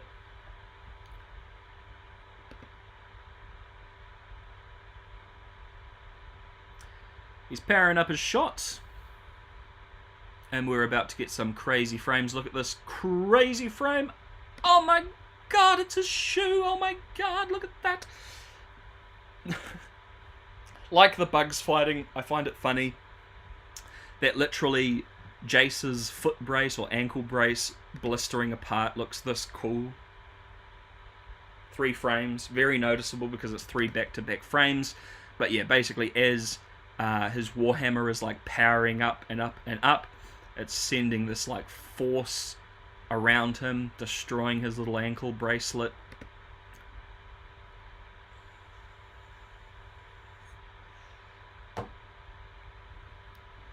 So we get some really nice effects here as well while they're fighting. Of course, these are just basic basic quote-unquote, they aren't impact frames, but then we get to these 2 bad boys here. So Jace is powering up his shot. He's literally about to blast. We get this awesome frame here. So we've got Mel back here. the table with the chairs, Jace's weapon. The evolved is here, inside this blast. We'll see a better shot in a second. But what a great shot. We've got this arc of red lightning coming out as well. And then we go into this frame here. Look at that. So we've got Mel. We got the evolved here. And we've got Jace blasting him. And we've got this impact here. And what an amazing frame. You know, like, it's one of those things that you see at a glance and you're like, okay, and then you look at it and, oh man, absolutely gorgeous. Like, again, this is, you could chuck this on like a black t-shirt, you know, and it would look amazing. And this is a single frame where we've got the two back-to-back, right, but they are two separate frames. But this is looking quite nice. 1 second. Sounded like someone's in my house. 1 second. What the hell?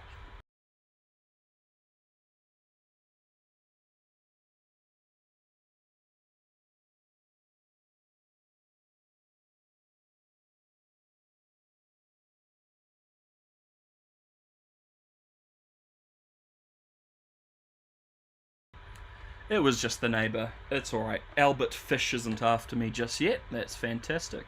Okie dokie. So we've, two pretty fantastic frames back to back during this fight. And they're the two frames that end episode 8 into big old episode 9, y'all. So, we have a lot of frames to go over, so we are just going to jump right in and get this episode done and dusted, y'all. So, we start with the harrowing scene of Jinx trying to have a not good time. It's always funny when YouTube doesn't allow you to say some words, but other words that are quite as bad are perfectly fine. So we have Jinx trying to... She's got... so this is a gender reveal party that Jinx is at, and it's gone wrong. See? They're having a boy, but oh no, it's gone very wrong. Alrighty. So we have these frames. Cool little frames, impact frames, as time reverses with Echo's time machine. So we see here her holding the grenade. And then we have this awesome flash frame. Now, do we notice something here? Very cool. So of course they had to remember that her finger is made of metal. So they had to put these little things in here. Nice little detail. Again, just keeping in mind everything you need to keep in mind when it comes to your character and how they look. Especially when you have people like me that are going to pause on things. But a great effect. So we've got the blue making me think that there is a Hex Tech crystal inside. I'm pretty sure there is. Can't remember exactly, but I think she puts 1 or 2 inside, maybe 1. Cool. Going from that to then her trying again. Now, last stream yesterday, obviously I spent a lot of time on talking about the pink streak with Jinx at the start. So we won't dwell on it, but we will go through the frames, of course, because they are gorgeous frames. So as soon as she pulls her grenade, we have this pink flash of lightning coming off. And then we move into the explosion, a nice little black and white frame. Moving into these frames over here. So we've got Echo responding to the explosion. We see his little hex crystal kind of expand into like the anomaly look and then come back as he reverses time.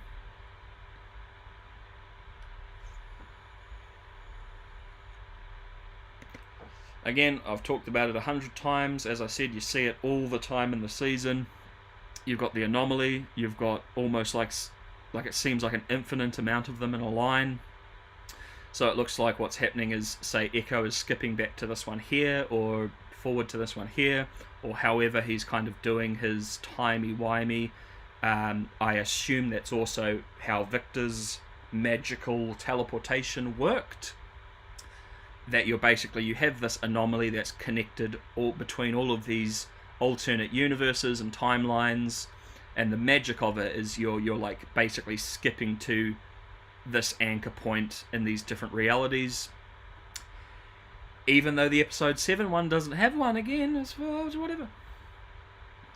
Cool, we're about to get one of the first frames of Echo's Echo from the game, which we see in motion here very quickly. Again, this is all you get in the show, right? But when we slow it down, we see there's Echo's Echo. So normally in the game, the Echo is behind you, and you use your ult and you zip back to where your Echo is. It almost seems like it's slightly reversed here in a way that like the Echo is forward slightly in time. I wonder if that's a way for them to get around his Echo's reaction time, because again, it makes sense in a video game, of course, but in a show, if someone like blows you up or attacks you or grabs you or does anything, it can take a few seconds to grab your thing and pull it, right? So you have to have insane reaction time. I wonder if this is one way to work around it, where the Echo is actually forward in time, so he maybe potentially knows when to pull it as things are happening. I'm not 100% certain, but it is cool that that not only do they put the Echo effect in, but like that is very reminiscent of the game, the colouring and the effect. In the game, he's a little bit more like put together, the Echo, but still very cool.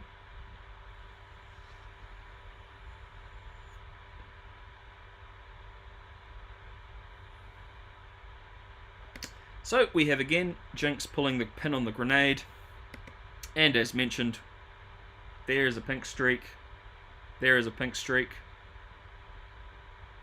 there is a pink streak. And that is a gorgeous frame. We've seen it last stream. I put it in a lot of the titles because, I mean, you've got like her tears, but it also is like the arcing lightning, and her tears cut. It's so gorgeous, and you've got the pink eyes. Ah, beautiful. And then we come into this, the reverse of the colouring. Again, absolutely gorgeous. You don't see the tears, of course. You just see the arcing lightning. Into this frame here, where you see this pink arc coming out here. She's starting to be blown apart. And she is, yeah, not having a good time. Not having a good time. So Echo again pulls his thing. And we get another little effect here of the multiple anomalies all over the boat.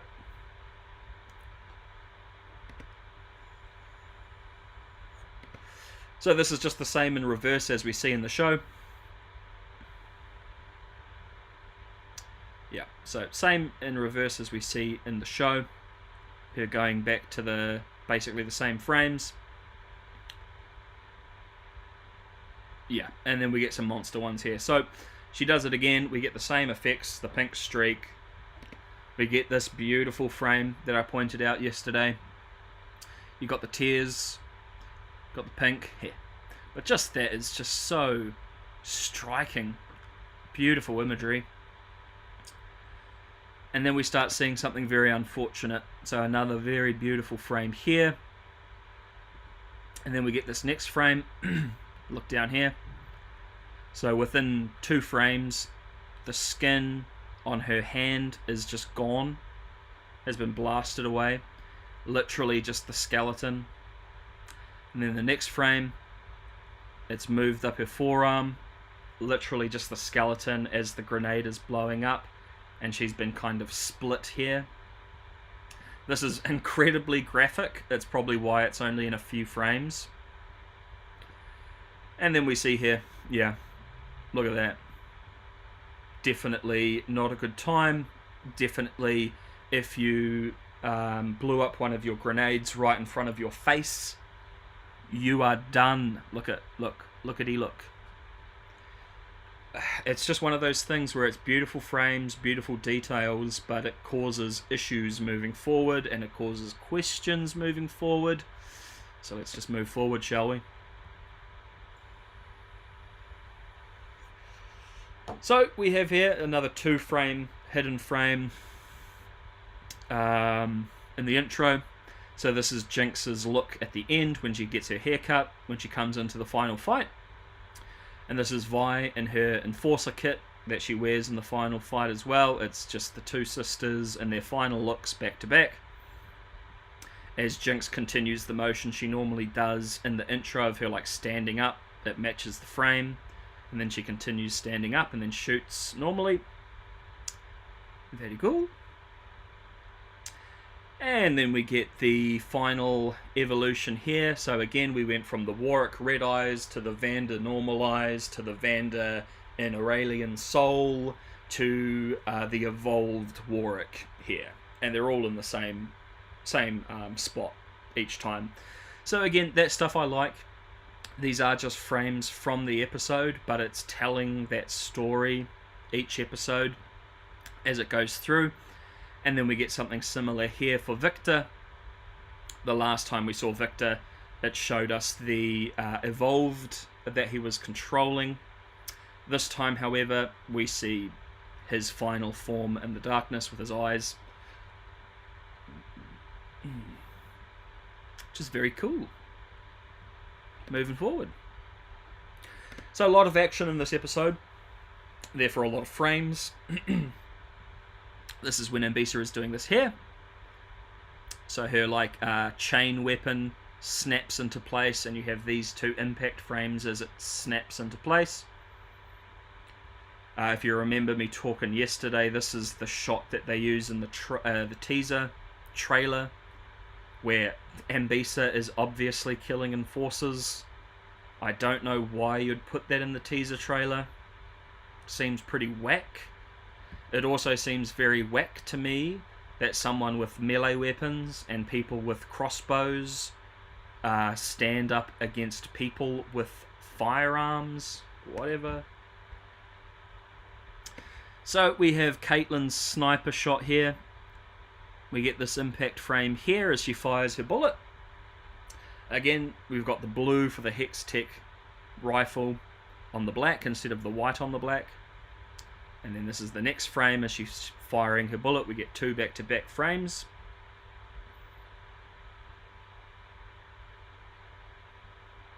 And then we get this shot as the bullet is exiting her rifle here. Very cool. You can just basically see the rifle, which is very cool. And then, as I went on about many times yesterday, the Hextech rifle forms that hex gate that blasts the bullet out. And then we have Ambisa here using her anti-magic to deflect the bullet. So we get this impact frame just before. Moving into this one as she raises her arm and deflects it. And then, yeah, we get this nice, like, green effect, just as the runes are, the anti-magic runes that she uses. And Caitlyn fires again, and we see, like, if we keep an eye on here, very hex gate imagery, in my opinion. You've got, like, yeah, this, yeah, look at that. Powering up. Fires, then we get that impact frame. Again, you gotta love where you can just see a lot of these little details. Blasting out. Causes a little Hextech gate, and then we get this impact frame of Maddie, the best actor in the world, giving her, like, spotting for her. And then we get these frames here. So as Ambisa is blocked, or this like anti-magic shield has been propped up, it just kind of keeps blasting at it. And again. Damn, it's all in the same spot as well from a distance. God, Caitlyn is such a great shot. Amazing. Look at these impact frames there, y'all. Absolutely beautiful.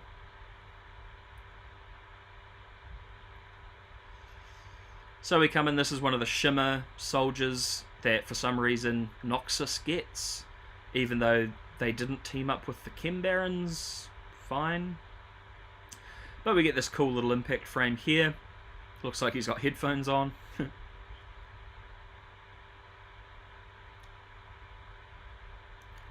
Moving into this awesome frame, so Vi jumps up to hit the Shimmer soldier. Look at that colouring. So one of the, we've got the blue because of the Hextech gemstones inside of her gauntlet. This massive frame, you see the guy's face, you see the Mando's helmet from the Mandalorian TV show. Such a great frame though, simplistic as colours, looks fantastic.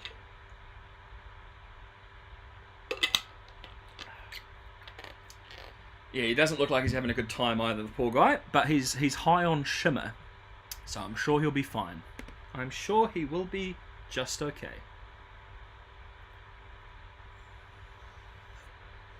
So this is just before the frames we went over yesterday in the intro.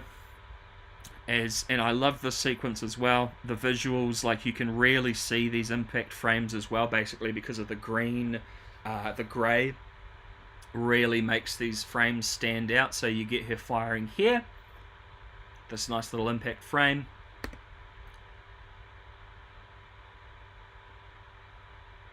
Another one here as she fires again.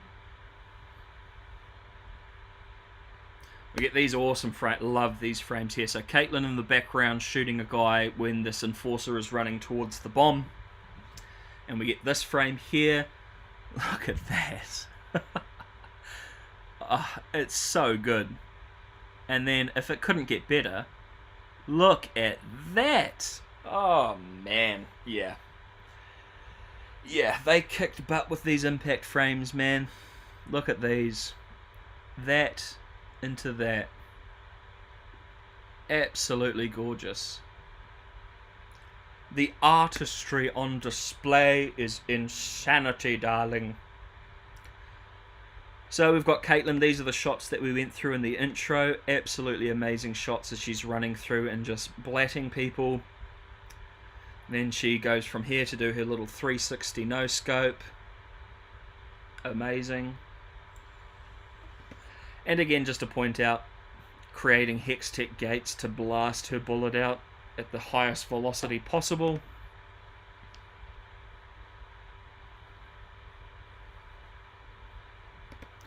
Another cool frame, a little bit simplistic in regards to what you're seeing from the characters, but you get this great shot of the hex gate around the rifle blasting that bullet out.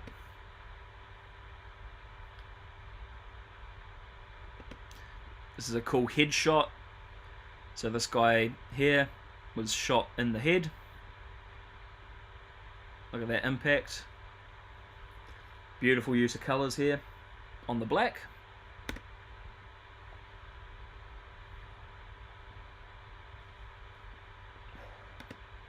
And we have here Caitlyn saving Steb. So basically it's like using her arm and this guy to aim. And we get these two amazing frames of Steb. So Caitlyn shoots this guy in the head. We've got Steb here covering his mouth. Then it flicks off into this frame here, as Caitlyn then shoots this guy in the head as well. Gosh, she's a good shot. Isn't she? Like, man, who would ever think that she's not a good shot? Look at that. Awesome. Another little, like, t-shirt design there.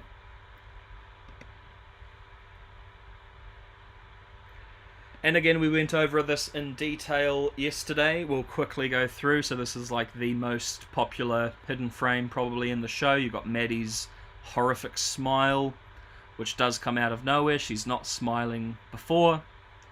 That smile shows. And then we see here as well that Maddie is aiming for the back of Caitlyn's neck, which if you're going to execute someone, obviously here is where you should be aiming. When you shoot them here, that is going to be very painful and a very horrific way to go. So it just kind of leans into this like horrible smile here, that she's not just putting Caitlyn down. She actually wants her to be in a lot of pain. And then we get this follow-up frame here, showing where the bullet went. Boom, straight into her forehead there. So she gets more mercy. Maddie gets more mercy than she was going to show Caitlyn, because she's just done. Whereas Caitlyn would have been in a lot of trouble for a few moments. So Jinx comes into the final fight, and we get this little effect here. This is very much just a filter, and then like a line effect on top of her 3D model. It's interesting. Like, we go from the scratches of her mental state to just this. I guess she's fine. After one little conversation with Echo. And there's our scratchy face. Before, this would signify like death, destruction, doom, horror. But now it signifies that Jinx is perfectly fine, I guess. Alright. The worst part of Arcane.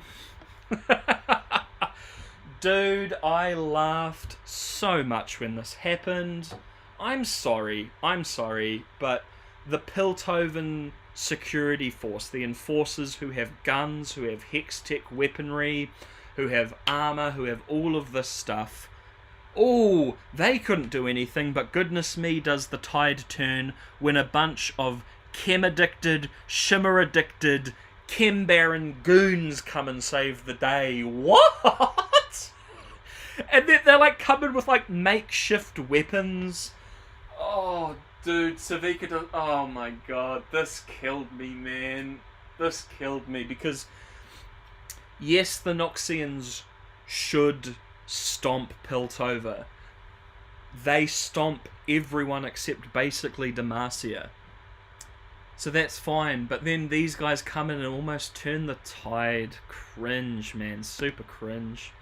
And it's just one of those shots where you're like, oh, that kind of came out of nowhere. Okay. I guess the Zornites are here. Anyway. We have this impact frame here as Savika hits this guy, who for some reason none of these people were shot as they were charging over the bridge. Whatever. So we have the Goliath here. Echo comes in and smacks the Goliath in the face. And we get this little impact frame here. Very cool. We've got the black, white, and a bit of yellow up here with the impact. Very nice.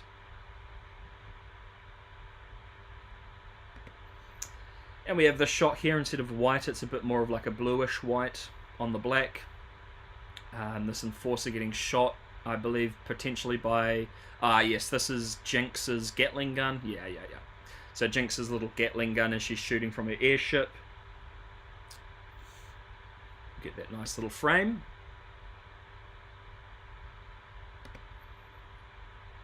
Echo coming in, smacking this guy. Nice little frame as well.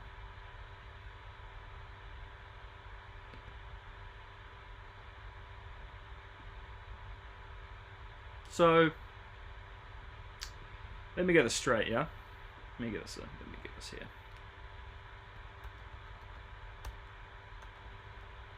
So...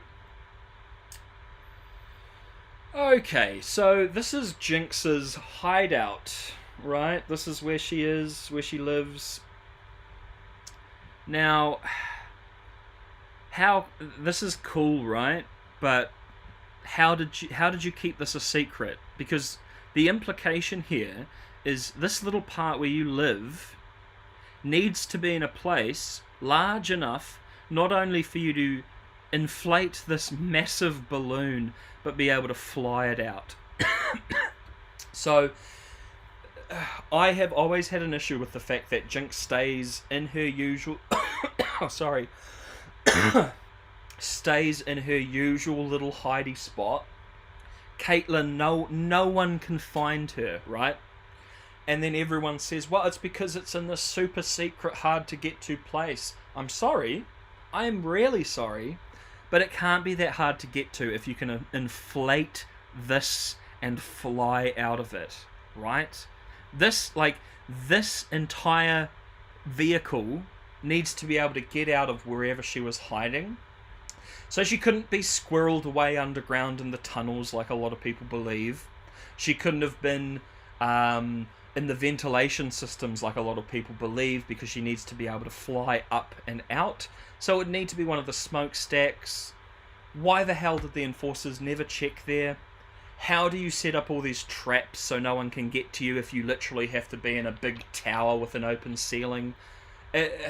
It's another one of the many, many things that are, oh, that's cool. And then you think about it and you're like, it's actually not cool at all. That just opens up a lot more questions that shouldn't need to be answered. But here we are. Here we are. Anyway.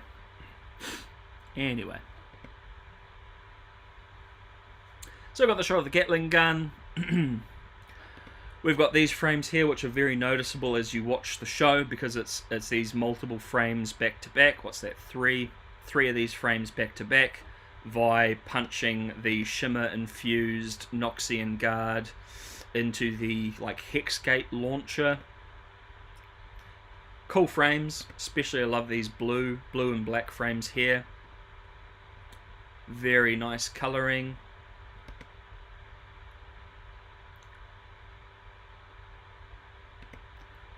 Just a really quick thing on this guy. So that's so they have these frames. He's like a piano player. And oh my god, he can't play the piano anymore. He has to go and fight, and then he fights, and then he does this and saves the day. And it just made me think, why are we wasting frames on this character? I understand the story that you want to tell here. You had a musician from season 1 that you could tell that story with. You have Loris that you can tell that story with. You have characters that you didn't have to, that you could have put more into instead of having time spent on this piano guy, right? Again, I get what you're going for. I get it. We're just wasting time in a very time-limited series, and it's quite frustrating. So I put this in because I thought it was a funny little thing to include that they didn't have to, that they did. So as this slams into Victor's thing, you can actually see the shimmer guy is still on it as he blasts through. We have Mel here standing up to Ambisa, and we get these awesome impact frames here as she powers up. So we get this beautiful black on white line art here. Absolutely fucking gorgeous. I shouldn't have said that, sorry. And then the energy kind of coming out from her, blasting into this awesome impact frame here, switching out the white lines for black because we've got the white energy coming out here as she goes into her magical mummy form, basically. So, much like yesterday, as I said, I like to put these frames in here because it's, 2 frames of a character launching into the camera. But instead of just a motion blur mess, they actually have the models there, which is always nice. Instead of just, a blur, a mess. We see here Vi launches off Echo's hoverboard to smash into Warwick. Skadoosh, these 2 frames here. Again, it's that black on white switching to white on black. Very cool frames. These are fantastic. So Ambisa flips and then heals Caitlyn in the face.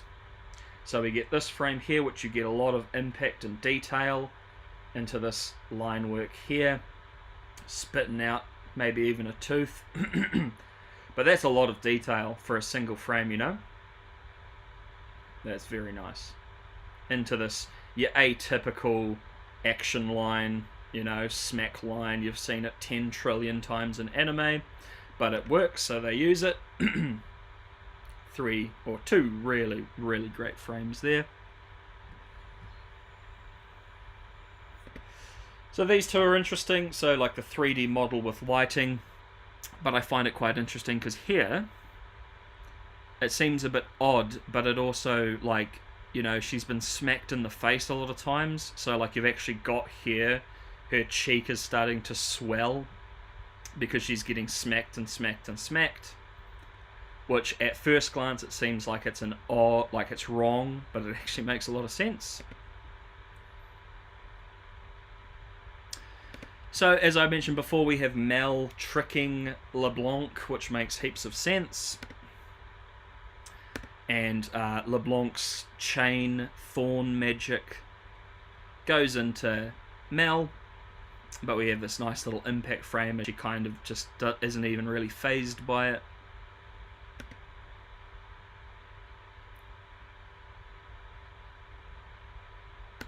We have these two cool frames here as Mel starts to like power up.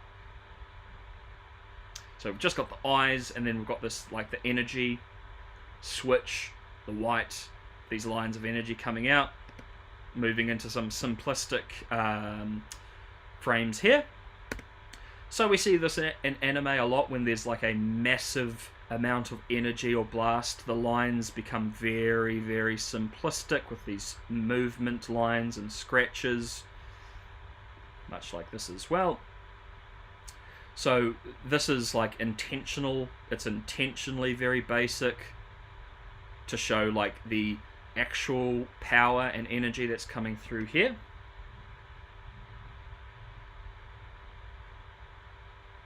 And we just get these quick little frames here showing off the power. It's quite a cool little shadow frame there.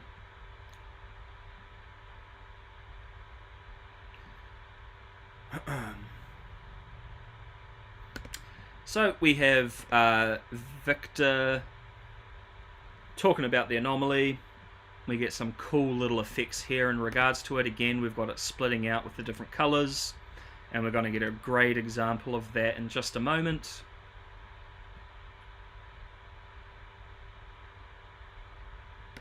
So here we go. As I said, we get this a lot. The anomalies going through and through and through. This just like this kind of imagery just makes me think it's infinite. It just goes forever, kind of thing. And Victor can manipulate and see that with his newfound evolution, we'll say. God, do I hate that design though.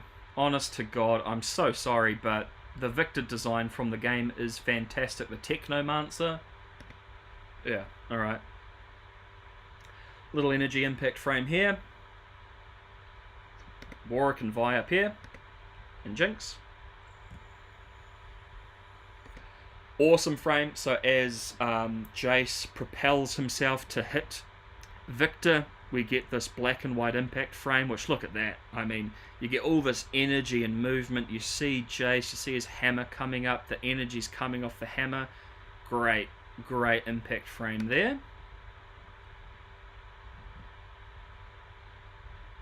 I pop these in just because it's obvious, but you can like just see Warwick within the explosion. It's a nice little detail as he jumps back out. And then we get this beautiful impact frame here, black and blue, as Vi smacks into Warwick / Vander / Galio. Love the colouring on that as well, of course. So we've got Victor shooting his beam, and then we have this beautiful frame here. Look at that. Look at the colouring, very like, I don't know, neonish. It's like not white on black. We've got these off colours going into this energy. Very cool. Very, very cool. Okay, so we've got this in motion, normal speed. We can see there's a lot of effects going on. So let's see what we're seeing. So this is, of course, Jace and Victor on top of the Hexgate Tower when they're doing their final little thing. And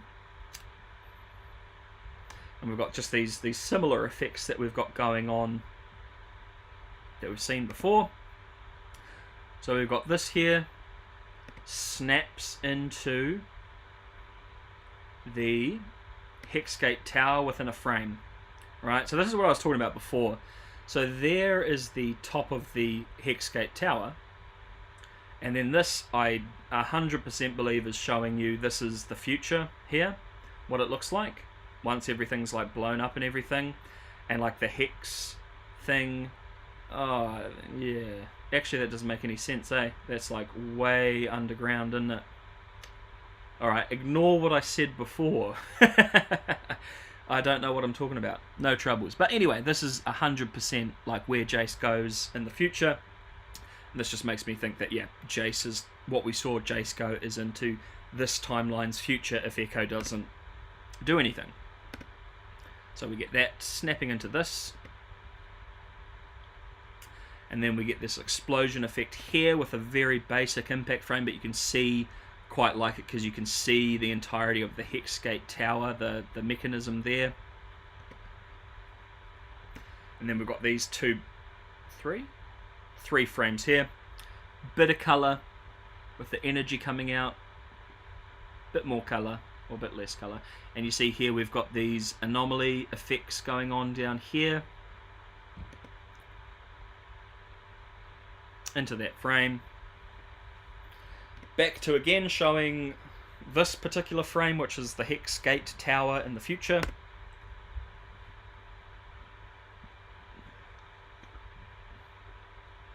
And we just got these like nice little effects on the buildings there.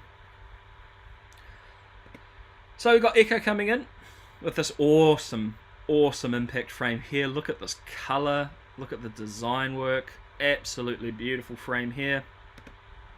Like you can't be upset with that. Then we have these two frames here. So we've got Victor with his staff up here, Victor standing here, this motion impact here, and then it cuts to just Echo being hit here. Great usage of 2 frames.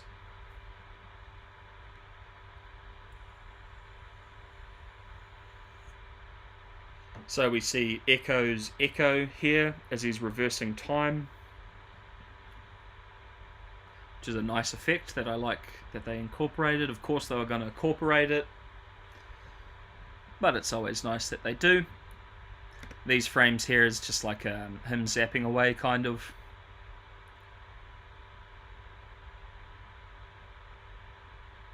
So we've got these frames as well where we can see he gets hit, he gets taken away, he activates his time manipulation, he disappears, and then reappears over here using his time, but you can see it's his echo first, which is always a cool little detail.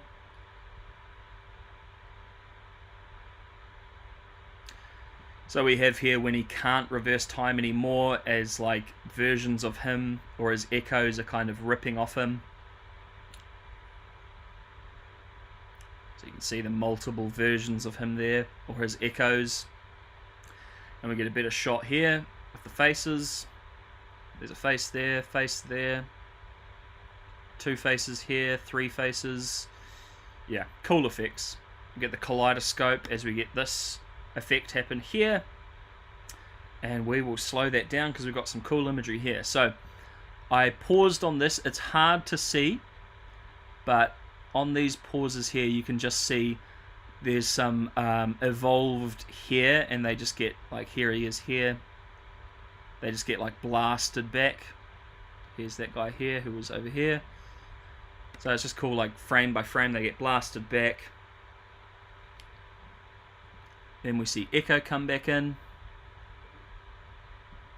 Now, does that look like a butterfly to y'all? Maybe, got some antennae up there, maybe.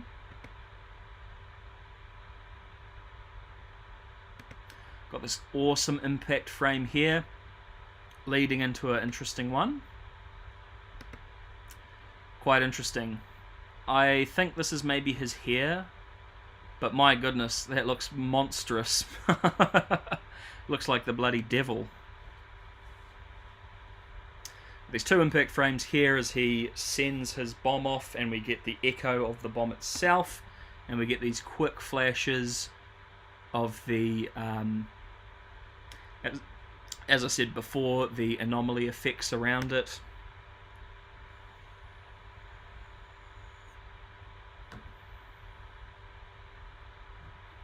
As we see the machine split out, Victor is very intrigued by this, as it does not make any friggin' sense, y'all. And then we get another hex gate explosion, so here we have it in real time. So obviously we're seeing a lot of things happen, so let's have a look at what we're actually seeing. So we're seeing the anomaly split, as I've mentioned many times. Anomaly, anomaly, anomaly. Get this beautiful frame here, leading into this very interesting frame here. It's barely up for a frame, so it's quite an interesting little piece. And then the 2 anomalies. And then love this, the anomaly just splitting out, bursting out in energy. Another gorgeous, and again, this is all just frame, frame, frame, frame. You're seeing the colors, you're seeing impact, but we're not sure what we're seeing. And we get gorgeous, gorgeous frames like this.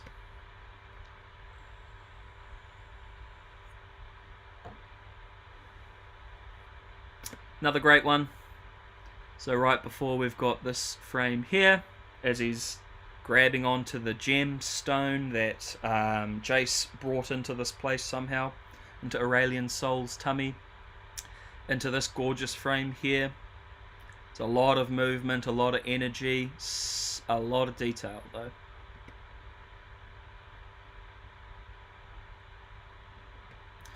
Now, I might be like, once again, absolutely tripping, but it's one of those things where you kind of see what you want to in it, isn't it? God, doesn't that look like butterfly wings to you, y'all? Like, look at this outline I'm doing here, you know? And I know it's just a pattern, and I know it's just a very pretty image, but my goodness. Kind of. Not really. Nah. Maybe. Maybe now that I've pointed it out, you'll see it, and you won't be able to see anything else. Just looks like that to me.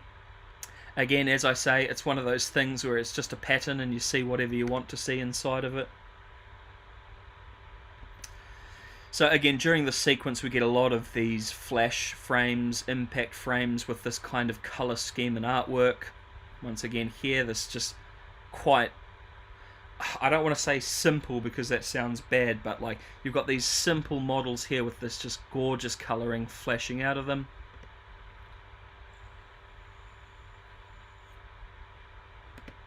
Another one, absolutely gorgeous. Now, I did a little bit of trolling on Reddit because I'm a nasty little ghoul. So I put this frame, and then this frame, and then this frame, and basically said, because there's a lot of JVIC shippers out there, it is what it is, and I put these images up, and I said, wow, what a cute couple. And then the last image I put up was that. Just as a soft reminder that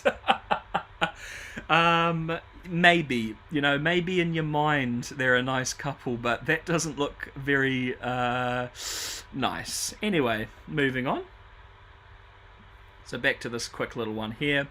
And then, yeah, literally we go from this beautiful imagery of them together to what's happening in reality, which is this, which does not look very pleasant in the slightest. Look at that. Love this frame from the show. Very telling.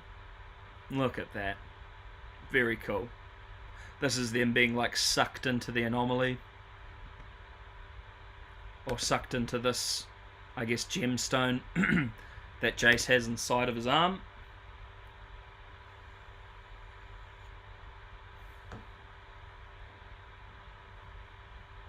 Yeah, what a cute couple, guys. Oh dear.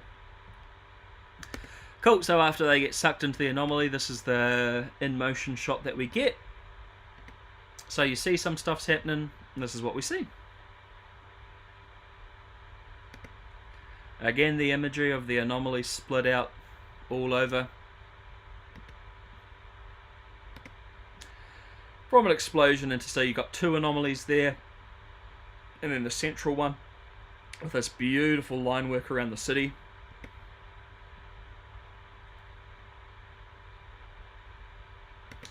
We have Warwick slamming into the ground, making a little impact frame like that. Another little impact frame as he slams into the ground. And here we have Jinx come in and save Vi. Definitely doing a super speed there, very good. And we get this gorgeous frame here. So I love it that the pink is being used as the motion and the energy, like Jinx's pink. But then we also have this blue streak here. I don't know, is that her tears? It's not her hair because her hair is short now. But it is just this interesting little streak of blue energy we have with the pink here. Into this frame here, where we see the impact of Jinx here. We see Jinx's eye super speed blur. We get this great outline of Warwick along with and Vanda along with the impact here. Got Vi down here. Beautiful frames.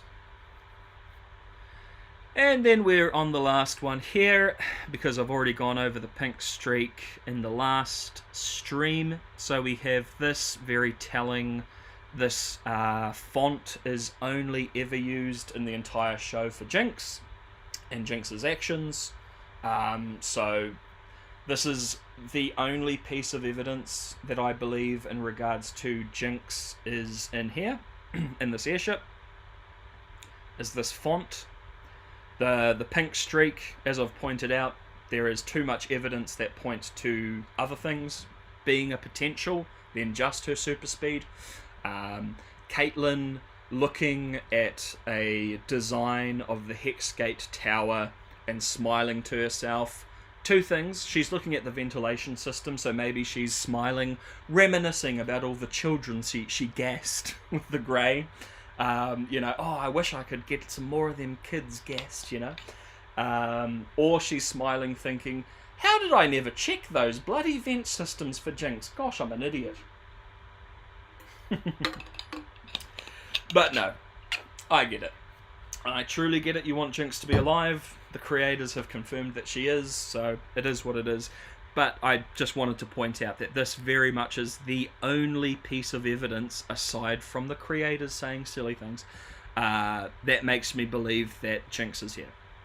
Again, this font is used multiple times, maybe 4 times in the show, only ever for Jinx. It's very reminiscent of both her scratching vision and the smile that we get. So that's a good piece. It's really the only piece. Hopefully she's still alive, so... Yeah, look, I mean, I personally think it kind of spoils a bit of the sacrifice that she does. I think it's perfect for her character to sacrifice herself, not only to save Vi, but in this situation it would be saving Victor. Victor's been turned into this mindless automaton drone for Victor, so putting an end to that is also like a nice thing that she's doing for him.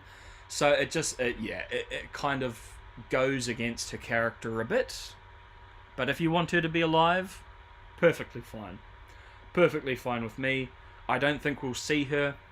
I know she's a fan, you got a lot of fan favourite characters, but if they move into like a Demacia, Noxus, Ionia storyline, that will be, especially with the characters that we need for the backstory, for the stories to be told, we would be wasting a bit of time if Jinx is just around.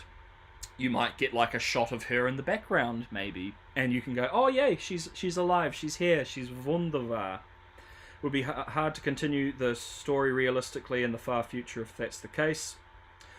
Well, to me, we have a few things. We've introduced silly, timey-wimey stuff, fine. But to me, I wouldn't want to go back to Arcane, at least for quite some time. There is over 150 other characters in League of Legends that we can make shows about. We have a 10,000 year timeline that we can make shows about. And just remember that, we love characters like Caitlyn and Vi and Jinx and etc. because of the work that the team did to build those characters in like season 1.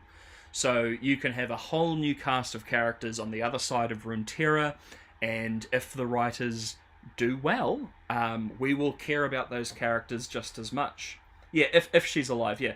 Totally get you. Yeah, because, I can see if we wanted to go down like the most obvious example would be like the Marvel route of you set up all these characters, these places, these stories through different shows and movies, and then maybe you have something where they all kind of come back together to do something. Let's say you get the setup of the Coming Darkness with Swain, then we have something about maybe the Void, and then we have these 2 movies where you have all these characters and places like coming together to fight the Void or something like that, the Watchers, whatever. I think that would be an interesting route to go.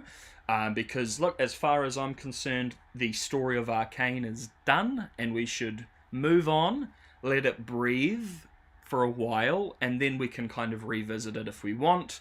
That'll allow things to kind of simmer down a bit, and like, let's say Jinx is alive, and like Vander has his memories back, or whatever's happened. We can kind of deal with that later. Timey-wimey Doctor Who reference. It is a Doctor Who reference. Yeah, well, we have Echo doing a bit of timey-wimey, and then we have Victor doing a lot of timey-wimey with his wizard powers, right? He's got the Rise ult going. So they've introduced some things that they can do.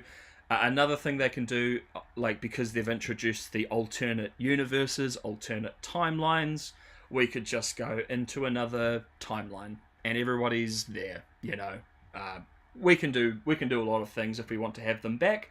But yeah, look, my personal opinion is, how's about we just simmer down a bit? Let me chuck on my space ghoul. There we go, because I'm just chatting now.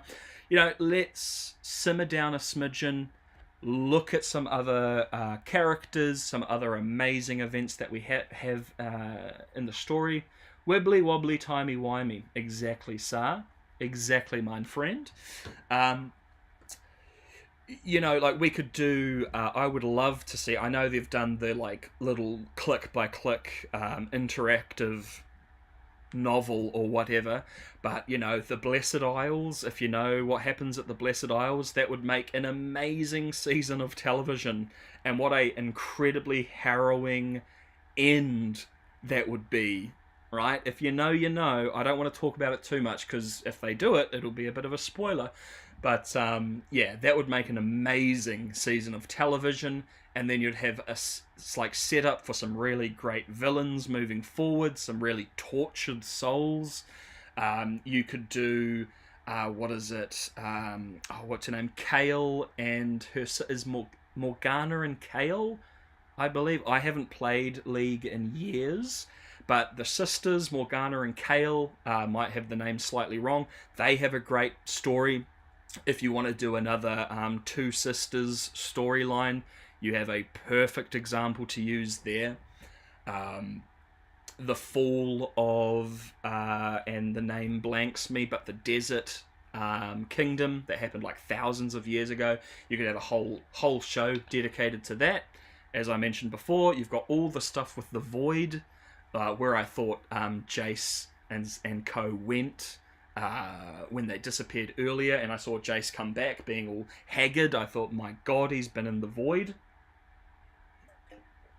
And you got some cool characters that you can introduce there. Yeah, there's a lot of things you could do. instead of just going straight back into Arcane. But as I said, if they wanted to do this like Marvel build-up, if you've got all these stories and characters and da da da, and then they all come together because you've spent the time knowing the characters in the shows or the movies, then they probably, would need to do something about that. And of course, because they decided to make the show canon, of course Jinx is alive. Of course she is. She's in the game. Vanda's... Everyone's fine. Everyone's fine. The only people that aren't fine are the new characters they made up and killed, like Isha. But yeah, that's my thoughts on it. I'm not saying I don't want to see Arcane because I don't like Arcane. It's just that I would rather we shift into other things, right? We've had our 2 seasons. You guys have unfortunately had to end Arcane in 2 seasons. So let's have a couple seasons somewhere else, Let's show off some of that amazing writing that you did in season 1 to get us attached to all new characters, I am not a huge fan of like kids and shows. I don't find them overly engaging or anything like that. But man, in like one episode of Arcane season 1, I was so attached to the kid characters. And of course I had the foreknowledge knowing who Vi and Jinx are, of course. But yeah, by the time you get to episode 3, you are so attached to Vanda, to Vi, Powder, Clagger, Milo, to the story, that episode 3 punches you in the face so hard. And they can do that again, but we just need a new cast of characters. We need to be in a different place. So yeah, that's just my thoughts on that. But yeah, as I say, it's canon, so Jinx has to be alive. Everyone has to be fine, Everybody has to go. But it's the, if you've seen it, was it TFT marketing that they put out, which was like the happy ending everybody wanted. That's canon. Oh, I mean, I can't believe I completely forgot. But you can have a show about Bandle City, about the Yordles. You can actually flesh the Yordles out. It's going to be a bizarre one, because as I've said in my breakdowns, it's bizarre to me that they introduce Yordles like Smeech and like the Madam in Arcane, who seem like the opposite to your typical Yordle immortal spirit realm, tee-hee, I'm a happy chappy. Like even Corky, the war veteran, is still very cherry, You've only got, is it Vega? And he's been turned evil, right? He was a nice, happy-go-lucky spirit dweller who was turned evil through the void and through darkness. Yeah, that would be an interesting show, right? You follow Vega, he becomes the evil Dark Lord, and then goes around and like brutally murders all the Yordles in Bandle City. That would be cool. Oh dear. Alrighty. So those were the frames, guys. That's the full one done. I'm quite enjoying just like sitting here and chatting about these frames and pointing out all the ones that I like. So I might do the same for the episode 1 video that I did. And that's not going to be... We're not going to be having things like I've pointed out here where it's like, oh my god, what an amazing detail. The show's been out for 4 years. Everybody's going to know about them. But it'll just be a fun little thing that we can go through and chat about, I think. But I don't want to pin down a time. As you may have noticed, I don't have the best streaming setup. So don't expect like a stream every day or anything like that. But just while I can, I think I should have a chat with y'all, especially all the new subbies that have come through. Because again, I went from 60 to 450 subs in a few weeks because of these videos, which I'm obviously super grateful for. I thought I'd be struggling to hit 100 subs in a year, so you guys are awesome. Really appreciate that. Really appreciate all the nice comments you guys have been leaving as well. It's been very interesting having conversations with people about the show. Seems very split. You've got a lot of people who adore it. They adore it. They have things that they aren't fond of, but to them it's intentional, as in like they don't like a particular character, but it's because they don't like a particular character. And we have a lot of people that have a lot of issues with many different things. The most notable, of course, is the writing, the pacing, the character work.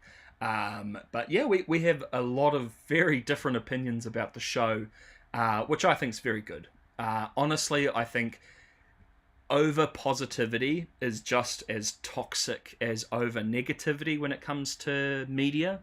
I think it's very healthy, and it will allow a piece of media to have legs, long legs, if you have people discussing things they like, things they don't like, why they like it, why they don't like it, and what they'd like to see moving forward.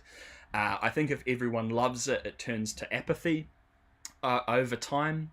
And, you know, if in 4 or 5 years another show comes out, because that's probably how long it will take for them to animate it, because they kick butt and they need the time to animate it. And you've just got these overly positive, apathetic fans when they see that Jinx and Vi aren't in the show, or Jace and Victor aren't in the show, they might not watch it, right? You want to have a lot of different opinions, right? Otherwise, it's just going to turn into the Jinx and Vi show, which, you know, Arcane's a little bit more than that, in my opinion, yeah? But I guess before I go, if any of you guys have any ideas, if, like, let's say we get a season of a new show, would you prefer season 3 of Arcane picking up where we left off? Or, as I've said, would you prefer like something entirely new that we can kind of grasp onto? Do you think it's possible to make the universe Arcane is set in make sense over time? Yes, absolutely, because it is clear with the way that the show's set up that there are multiple timelines, multiple universes. So, as I've said, had they not made this canon, they can do whatever they want. And it doesn't matter, right? It's just another timeline with characters that we know and we care about. So had they not made it canon, absolutely, everything would make perfectly fine sense. You've got things there that will potentially lead to the summoners of the game.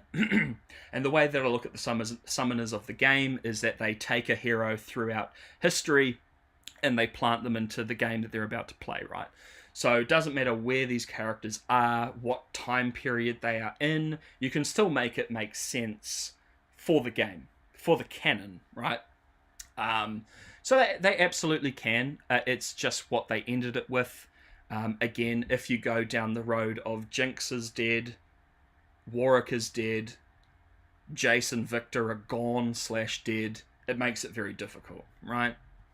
But then if we go the way of, well, these summoners can just pick and choose the version of the hero from history that they want to quote-unquote use in the game, that also works into, like, skins in the game, right? Like, each skin is a variation from a different universe, right? So you can definitely make it make sense if you want it to. I just wish it went in a different direction. That's the only thing that kind of hits me the hardest. But yeah, they definitely did some pieces of work, as I said, to make it fit. There is just many pieces that kind of clash with other elements, I'll say. Oh my. Alrighty. Unless you have any other questions, Mr. Saar, I'll probably end it very shortly. But, yeah, as I've mentioned, the show overall, if I had to give it a grade, Arcane Season 1 is, in my opinion, as close to a 10 out of 10 that you can get in a show. It is every element, every department is damn near perfect. They spent so much time and effort in every department that it is, in my opinion, as close to a 10 out of 10 as you can get. Season 2 is not. Unfortunately, again, as I think I've mentioned in my breakdown, like, you can have amazing, beautiful visuals as you have in Season 2. You can have amazing music as you have in Season 2. But the writing is the bedrock. The writing is the spine. It's the foundation of the story, of the characters. So if there are even small, noticeable issues in that department, it unfortunately pulls everything down. As I've pointed out throughout both streams, you'll have situations where you have a wonderful frame with an excellent little detail in there, but unfortunately, because of how things have been set up, just causes more questions to arise, right? Like again with Jinx's finger, right? Amazing, you can see the finger fly off, but yeah, that hand should be gone. I'm sorry.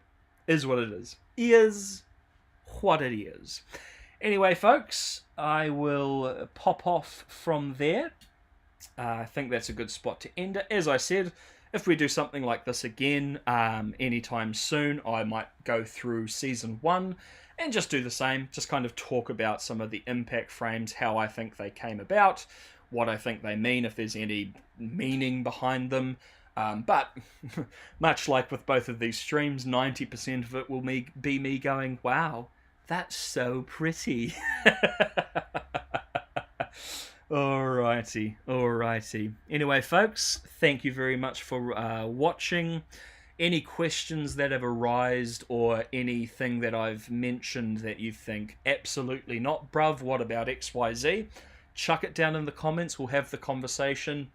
It's what I love about doing things like this, is people can take so many different things from the media that they watch.